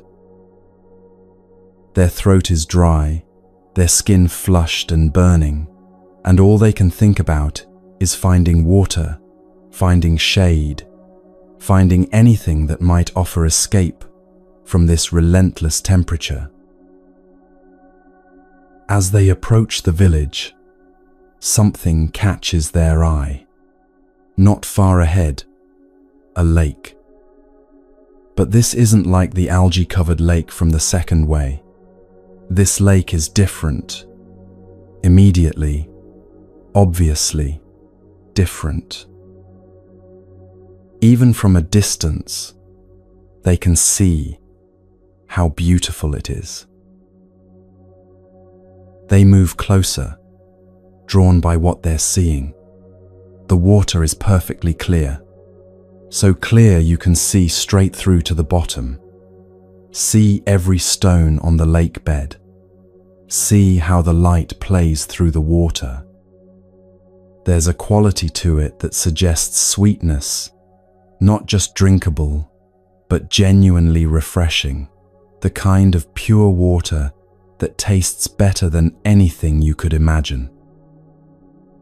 The lake bed itself is level, and even no hidden dangers lurking beneath the surface. No sudden drop-offs or sharp rocks, just smooth consistency all the way across. The banks of the lake are lush with vibrant green grass, soft and welcoming, the kind of grass that invites you to sit, to lie down, to rest. And surrounding the whole scene, fresh, beautiful trees, providing deep shade.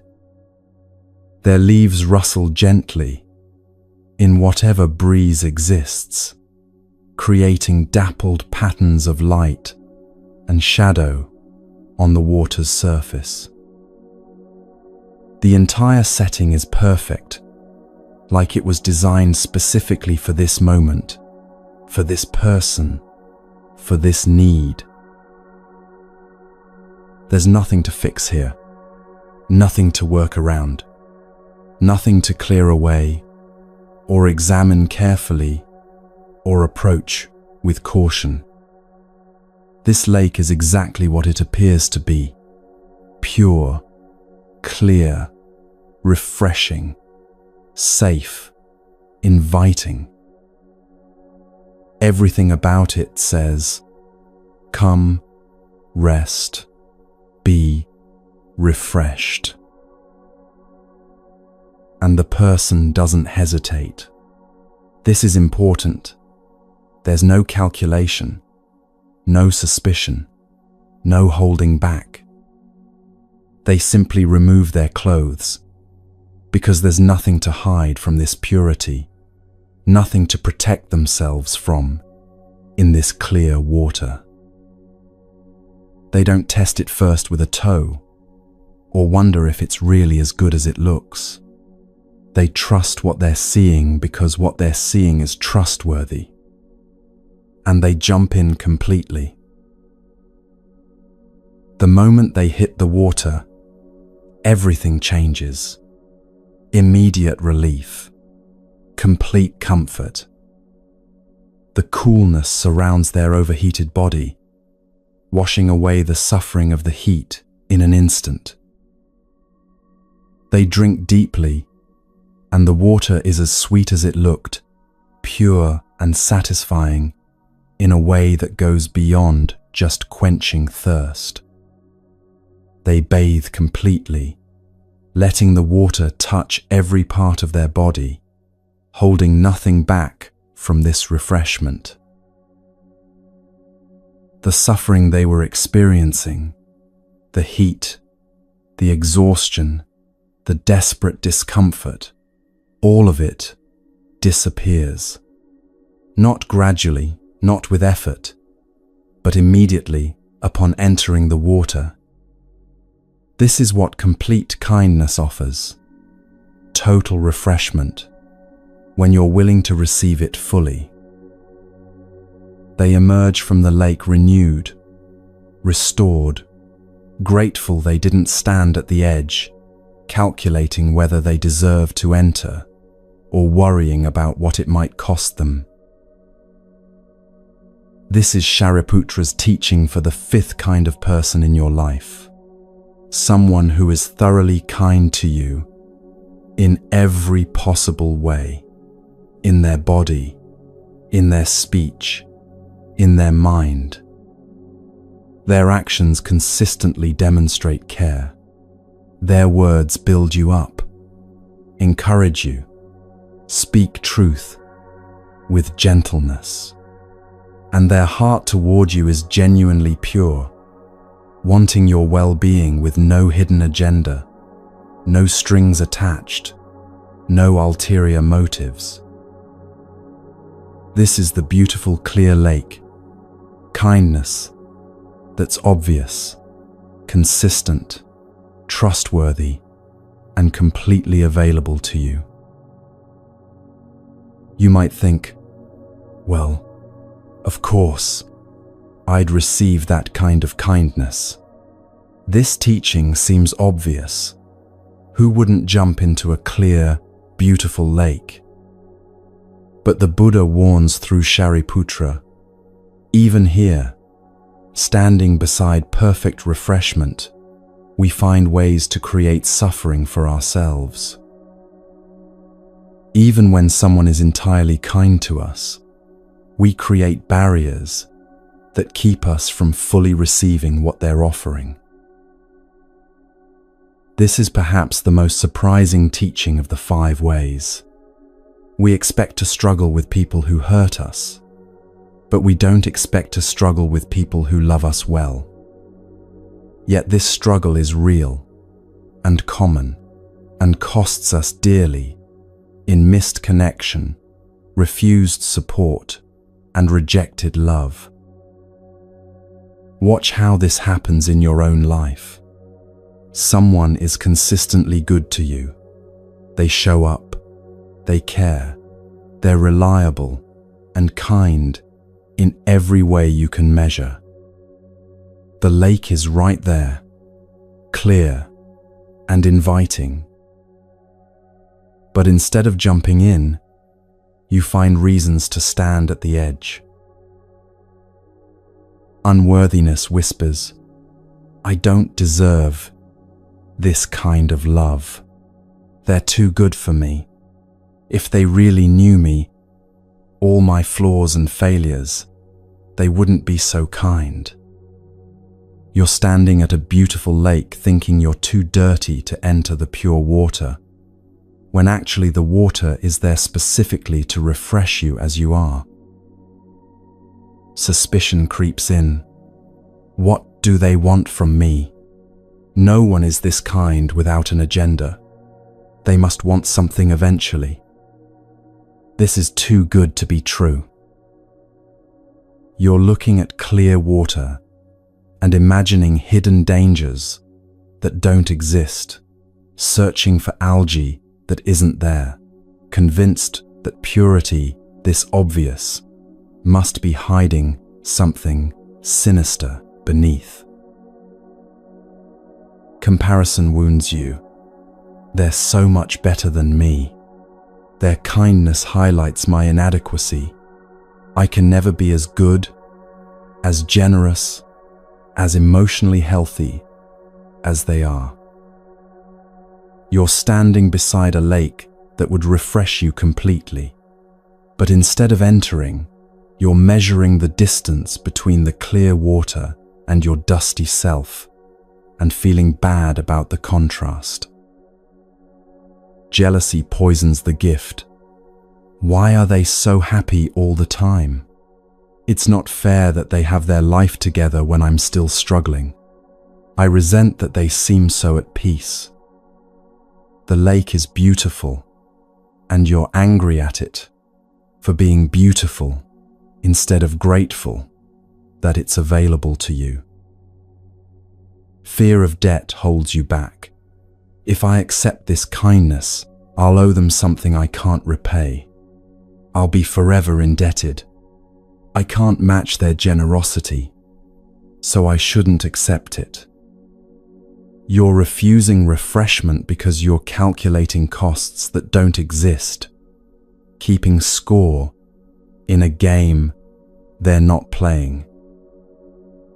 Fear of loss paralyzes you. If I fully receive this and they leave, I'll be devastated. Better not to depend on them so completely. If I jump in all the way and someday the lake isn't here, I won't survive it. You're dying of thirst beside pure water because you're afraid of future thirst, suffering now to avoid potential suffering later.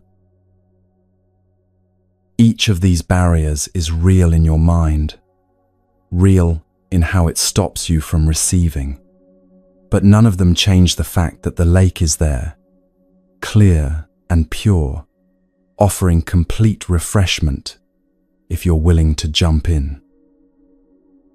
The obstacles aren't in the water, they're in your head, your history, your fears, your calculations. Think about a friend who's been steadfast for years. They show up consistently, not just when it's convenient, but when it really matters. They remember what's important to you, celebrate your wins without jealousy, support you through losses without judgment. There's no drama with them, no games, no keeping score, just genuine, reliable friendship, year after year. This is a clear lake standing right in front of you, but watch what your mind does. I'm not a good enough friend back. I don't call them enough. I forget to check in. I'm too wrapped up in my own problems. That's unworthiness keeping you from jumping in fully. Why are they so nice to me? Do they not have other friends? Is something wrong with them that they choose me? That's suspicion contaminating clear water. They're so much more together than I am. They never seem anxious or messy or struggling. That's comparison making you feel worse instead of letting their peace refresh you. But what if you just jumped in? What if when they showed up for you, you fully received their presence instead of minimizing it with, "Oh, you didn't have to come"? What if when they celebrated your achievement, you let it touch you instead of deflecting with, "It's not that big a deal"? What if when they offered support, you accepted it openly instead of insisting, "I'm fine, really"? The friendship would feel different immediately. Not because they'd change, the lake was already clear, but because you'd finally let yourself be refreshed by what was always available. You'd experience the full depth of connection that's been waiting for you all along, held back only by your refusal to receive it fully. Or think about a partner whose love is consistent and kind. They see your flaws clearly and love you anyway. They support your growth without trying to control your direction. Their words build you up. Their actions show care. Their heart toward you is generous and true. This is what you hoped for in relationship, what you maybe thought didn't really exist. But even here, standing in front of this clear lake, you might find yourself at the edge instead of in the water. I don't deserve this. They could do so much better than me. Why do they love me? There must be something wrong with them if they think I'm worth loving. They're more emotionally mature, more stable, more capable than I am. The imbalance is embarrassing. If I fully open my heart and they leave someday, I won't survive the loss. All of these thoughts are armor, protection against being hurt, but they also protect you from being loved. You're standing at the edge of the lake, burning up from heat, desperately needing the refreshment that's right there, and you're choosing thirst over risk. What would it mean to take off the armor, to enter the water completely? When they express love, receive it fully. Yes, I feel loved by you. Thank you. When they see you clearly, including your struggles, and stay, let that reality touch you instead of arguing with it. When they show care through action, accept it openly instead of keeping score of what you owe. Jump in, completely, letting yourself be loved without reservation or calculation. Or consider a mentor who generously shares their wisdom and experience. They invest hours in your development without seeming to need anything back. They open doors, make introductions, advocate for you to people who matter. They genuinely want to see you succeed, even surpass them, with no apparent ego or competition. The clear lake is right there. Wisdom offered freely, support given generously, guidance available consistently. But you might still find yourself standing at the edge. Why would someone this accomplished invest in me? I'll never be as wise or successful as they are. What's the point? I can never adequately repay this level of investment. I resent needing their help. Why can't I figure this out on my own? These barriers keep you from drinking from the clear water. You're choosing to struggle alone when freely offered help is available, suffering unnecessarily because receiving feels complicated when actually it could be simple. So how do you practice this fifth way? How do you become the person who jumps into clear lakes instead of standing at the edge, calculating reasons not to? First, notice when resistance arises in the face of genuine kindness. Someone offers help, and you immediately think, "Oh, you don't have to do that," or "I'm fine, really." Someone expresses care, and you deflect with, "It's not a big deal," or change the subject. Someone celebrates you, and you minimize your achievement, or point out everyone else who deserves credit. Just notice these patterns without judgment. You're not bad for having them. They're protective mechanisms you developed for good reasons.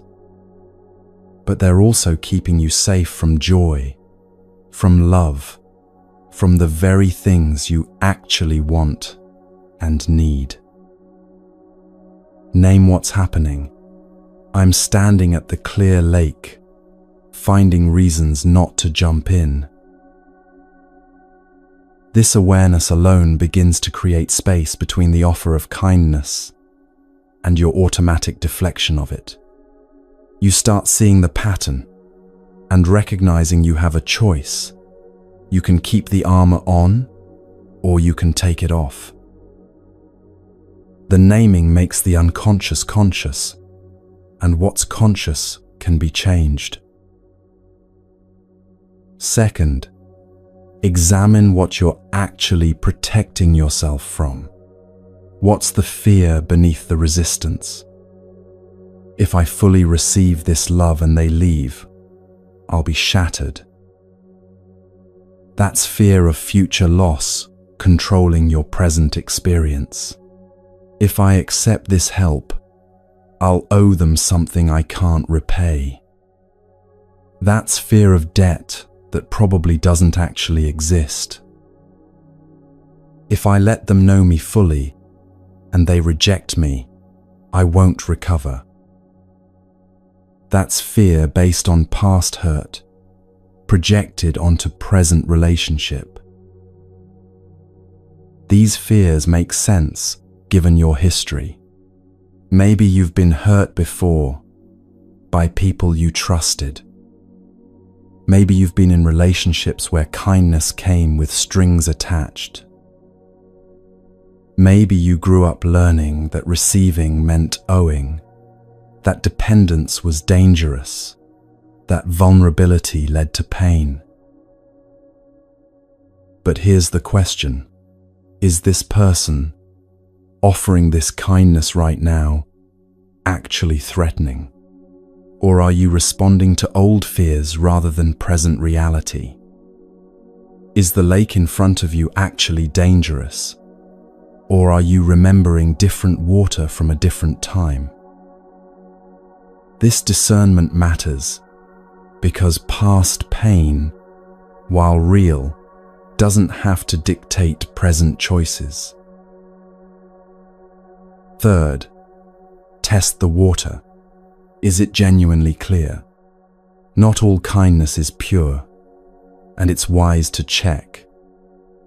Signs of genuine kindness include consistency over time, not just when they need something from you. No demands for specific reciprocity or payback. They're genuinely happy when you succeed, not competitive or diminishing. They respect your boundaries when you set them instead of pushing or punishing. They don't keep score or throw their kindness in your face later. If the kindness passes these tests, then it's clear water. The lake is as pure as it looks. Your resistance is the only obstacle between you and complete refreshment. This recognition empowers you because if the only barrier is your own fear, then you have the power to remove it. Fourth, practice jumping in completely. When they offer help, try saying, "Yes, thank you," instead of, "Oh, you don't have to." When they express care, receive it fully. That means so much to me, instead of minimizing. When they celebrate you, accept it openly. "Thank you for seeing me," instead of deflecting. This feels vulnerable at first, maybe even terrifying.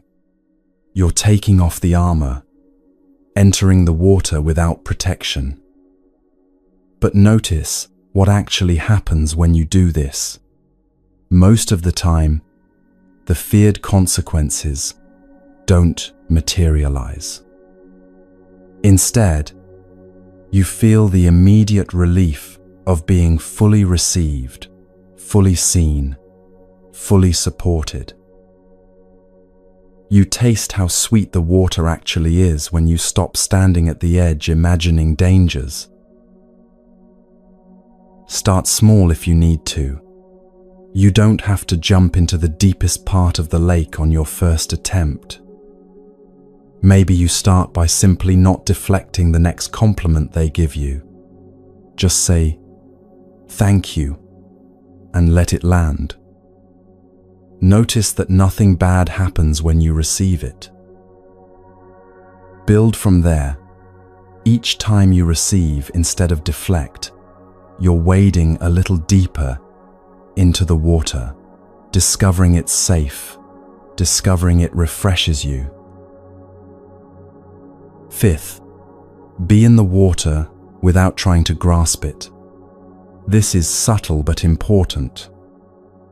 When you're swimming in the lake, you don't try to hold the water in your hands. It flows around you, refreshes you, and you can't own it or control it. Same with kindness. Grasping looks like demanding they never change. Promise, you'll always be exactly this way. Making them responsible for your happiness. "I can't be okay without you."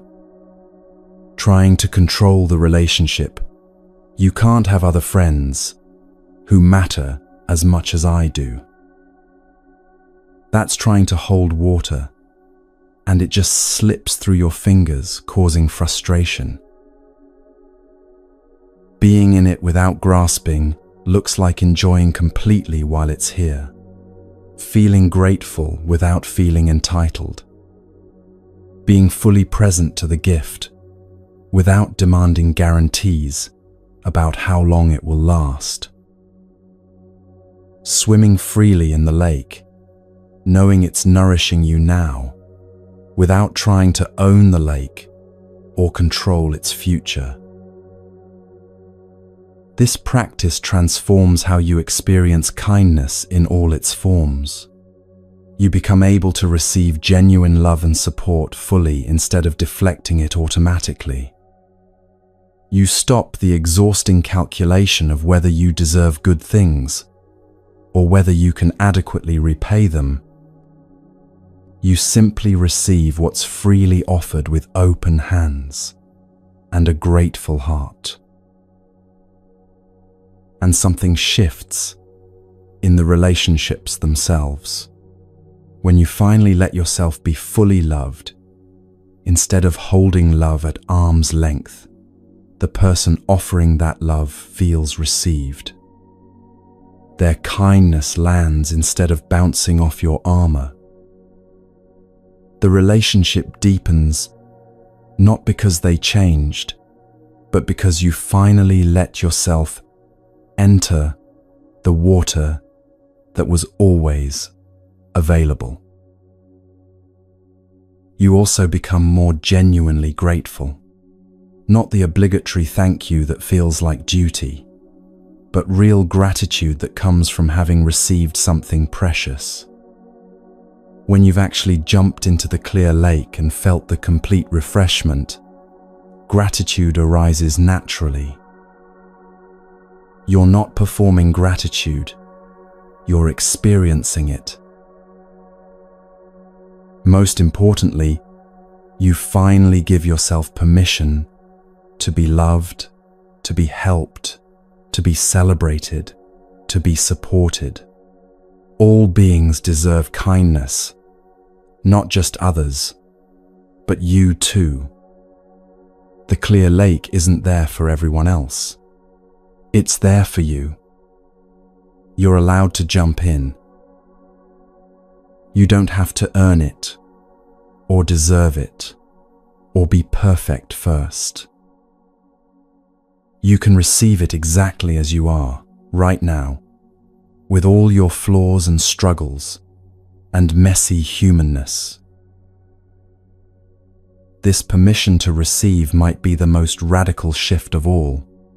Many of us were taught that we have to earn love, prove our worth, become good enough before we deserve care. But the clear lake doesn't ask for credentials. It doesn't require you to be worthy. It's just there, offering refreshment to whoever is willing to enter, regardless of whether they've earned it. The person in the story emerged from that lake renewed and restored. They didn't stand at the edge analyzing whether they were clean enough to enter pure water. They didn't calculate whether they could somehow pay the lake back for refreshing them. They didn't worry about what it would mean if someday they needed water and the lake wasn't there. They simply saw clear, beautiful water and jumped in completely. And the lake did exactly what clear lakes do. It refreshed them totally, asking nothing in return, just being what it was, offering what it had to offer. You deserve this.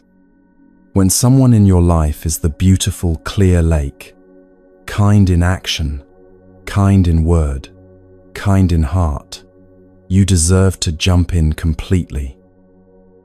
Take off the armor of unworthiness. Release the suspicion that searches for danger where none exists. Set down the comparison that makes you feel inadequate beside their goodness. Let go of the fear that tries to protect you from future loss by refusing present joy. Just jump in.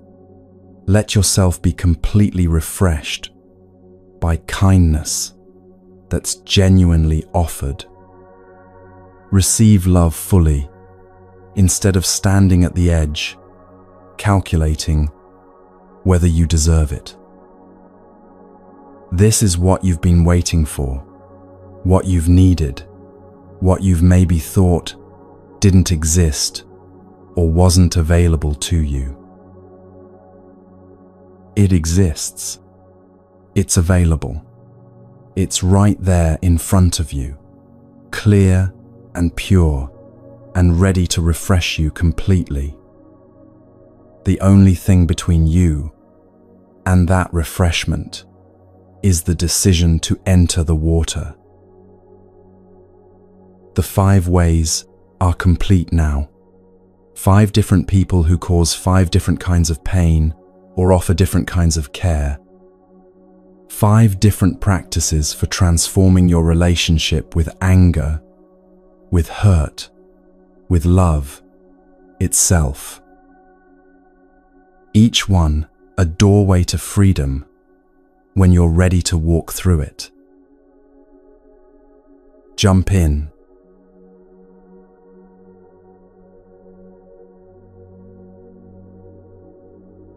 You now have 5 ways to transform the anger that's been burning you. 5 ancient teachings from Shariputra, preserved for over 2,000 years, waiting for this exact moment when you need them. But knowing about them and actually living them are 2 different things. So let's talk about how this works in your real life, starting tonight with the actual pain you're carrying right now. First, you need to know which way fits which situation. This isn't complicated, but it requires honest seeing. Think about the person who's causing you the most suffering right now, the one whose name makes your chest tighten, whose memory disrupts your peace, whose presence in your thoughts steals your rest. Now look clearly at what they actually do and say. If their actions toward you are mostly unkind, unreliable, dismissive, harmful, but occasionally they say something genuinely kind or helpful, you're looking at the first way, the monk and the garbage pile. Their behavior is the refuse. Their rare kind words are the clean cloth. Your practice is to take only what's genuinely useful and leave the rest exactly where it is, with them, not in your heart.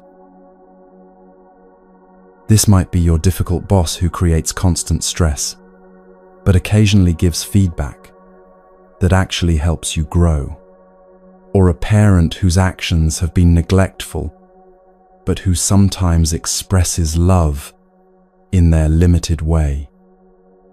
The practice here is discernment, examining each kind word like the monk examined the cloth, taking what's truly clean, leaving the garbage untouched.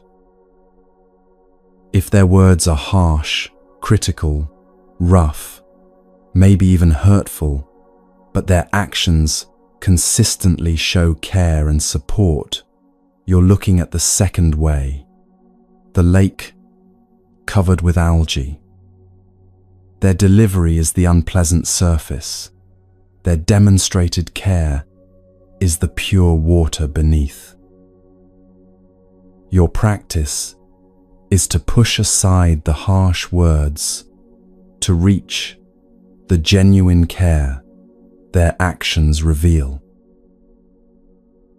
This might be a parent who never learned to say, "I love you," but shows up every single time you need them, or a mentor whose blunt feedback stings but who invests hours in your development. Or a friend with a sharp tongue who defends you fiercely when it matters. The practice here is responding to the action truth instead of the word harshness, hearing the care beneath the clumsy delivery. If they're almost entirely unkind, actions, words, everything harmful, but you've witnessed one tiny moment of genuine humanity or kindness, you're looking at the third way, the buffalo's footprint. Vast unkindness, with just a drop of kindness in the middle. Your practice is to honor that drop without pretending the surrounding barrenness doesn't exist.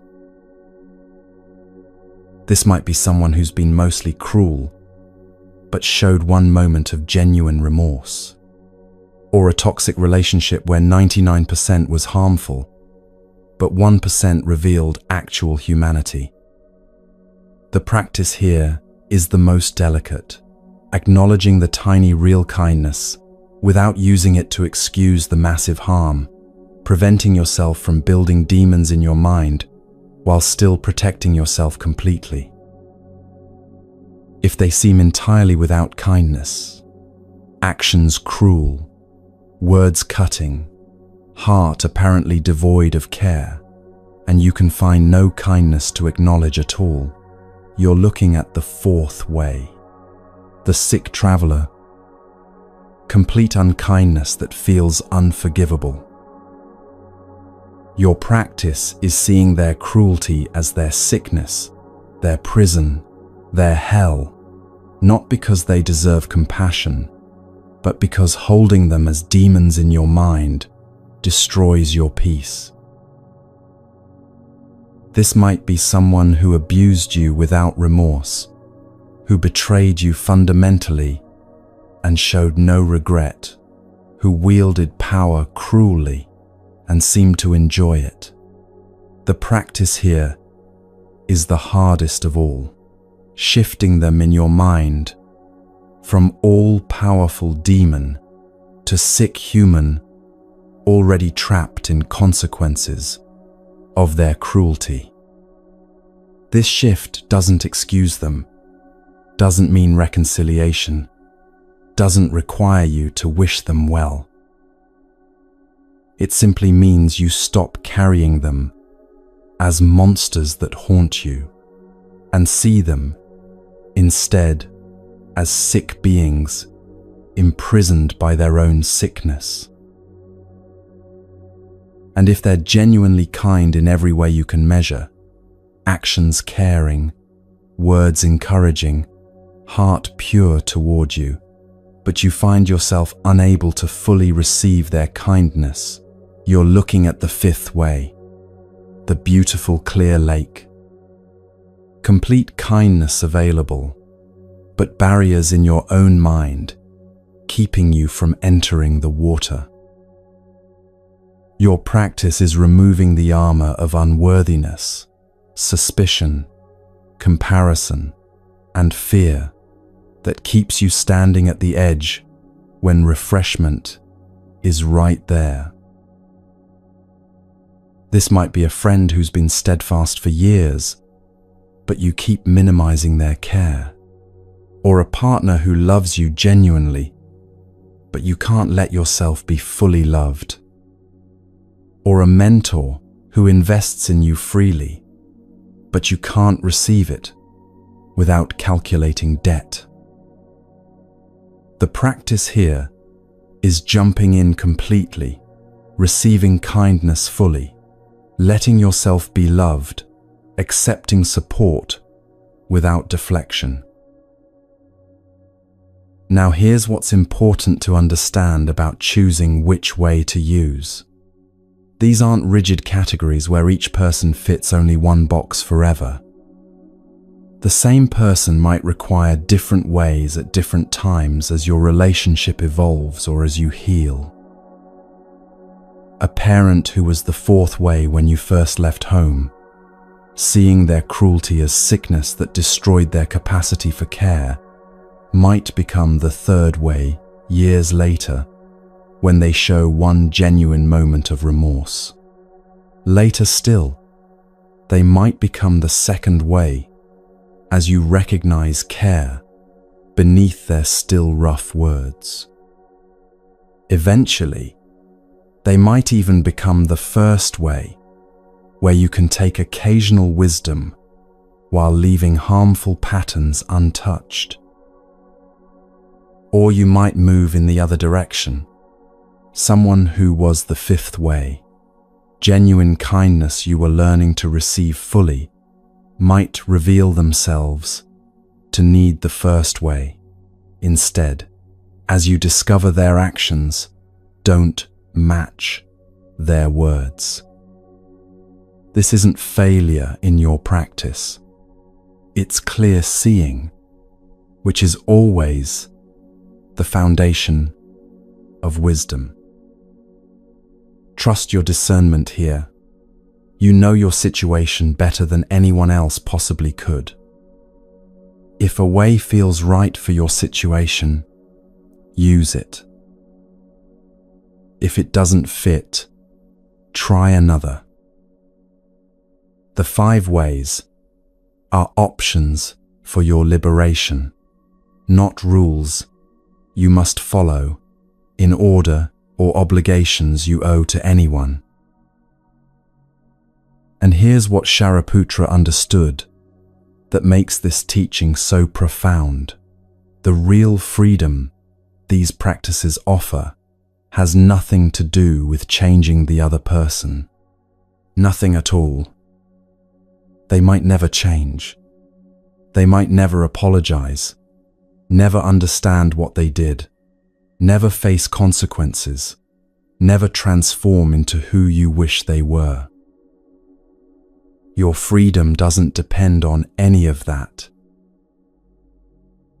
What these practices change is what you hold in your heart, how you carry people in your mind, where you direct your attention when their memory arises. Whether you're imprisoned by anger or liberated by wise seeing. You can practice all 5 ways while maintaining the firmest boundaries imaginable. Taking clean cloth from garbage doesn't mean staying near the garbage pile. You can take what's useful and walk away forever. Clearing algae to reach pure water doesn't mean tolerating harsh words. You can receive the care beneath while asking for gentler delivery or leaving if it doesn't come. Honoring the tiny water in the footprint doesn't mean staying in the desert.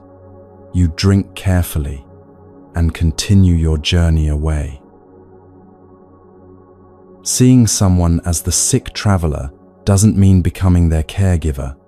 You can recognize their sickness from a great distance, safely separated. And jumping into the clear lake doesn't mean drowning in dependence. You can swim freely, be refreshed completely, and still maintain your autonomy. Protection when you need it, openness when it's safe. This is wisdom, not weakness. Boundaries without bitterness, distance without demons, safety without suffering. This is what becomes possible when you practice these 5 ways. The anger you've been carrying transforms not because you've suppressed it or pretended it away, but because you've shifted where your attention rests. This is the heart of Shariputra's teaching, the core insight that makes everything else possible. You cannot always control what others do or say, but you can always choose where you direct your attention. When the difficult boss speaks, you can direct your attention to the rare, helpful feedback or to the constant criticism. Both are there. Which one you focus on determines whether you leave that job bitter or skilled. When the gruff parent calls, you can direct your attention to their harsh words or to their consistent showing up. Both are real. Which one you notice determines whether you experience deprivation or imperfect love. This isn't positive thinking or denial. You're not pretending the garbage doesn't exist, or that algae is pleasant, or that cruelty is acceptable.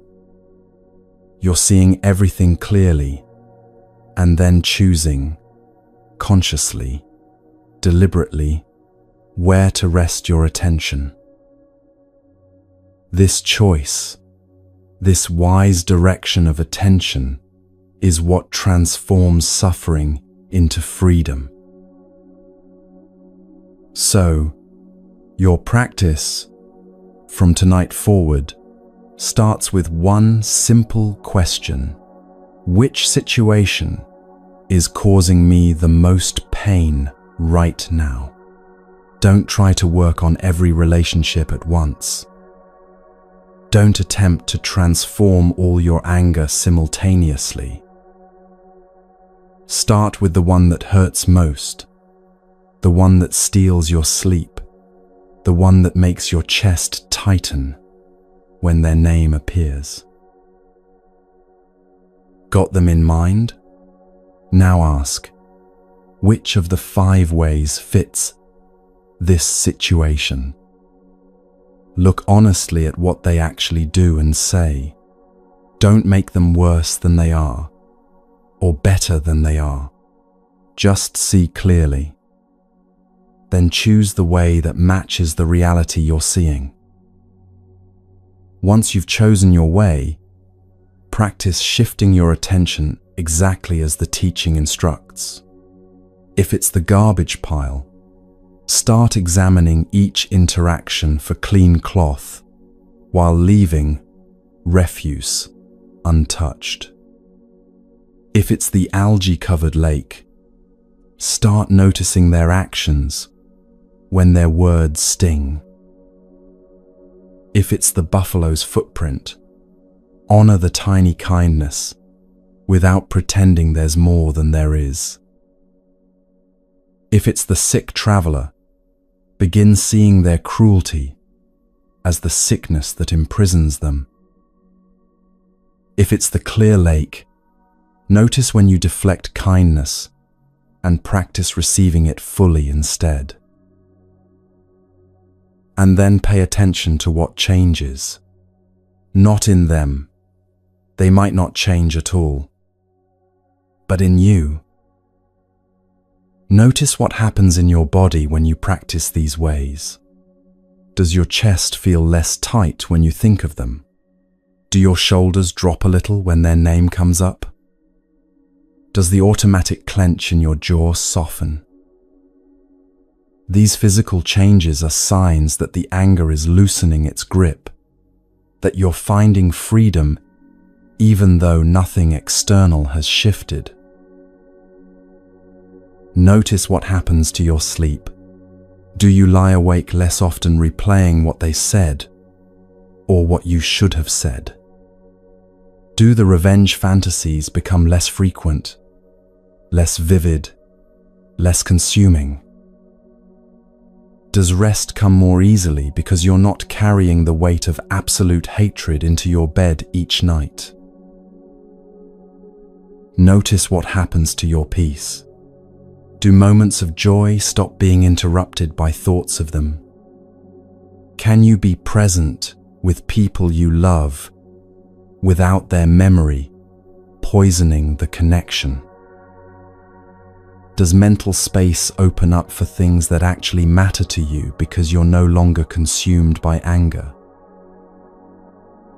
These changes might be subtle at first. You might not even notice them until you look back and realize you haven't thought about that person in 3 days, or that a whole week passed without the familiar rage burning through you. This is the path to freedom, gradual, sometimes almost imperceptible, but absolutely real. And here's the profound shift that happens as you practice these 5 ways. The person who hurt you becomes your teacher. Not intentionally, not because they meant to teach you anything, but because their presence in your life created the conditions for you to learn these practices. Without them, you might never have discovered that you could take clean cloth and leave garbage, that you could see beneath harsh surfaces, that you could honor tiny kindness without being trapped by it, that you could see cruelty as sickness without being destroyed by hatred, that you could receive love fully without armor. They gave you the curriculum, even if they never meant to. The anger they sparked became the fire that illuminated these 5 paths to freedom. This doesn't make what they did okay. It doesn't excuse the harm. It doesn't mean you owe them gratitude for hurting you. It simply means that you've taken the worst thing that happened and transformed it into wisdom you'll carry forever.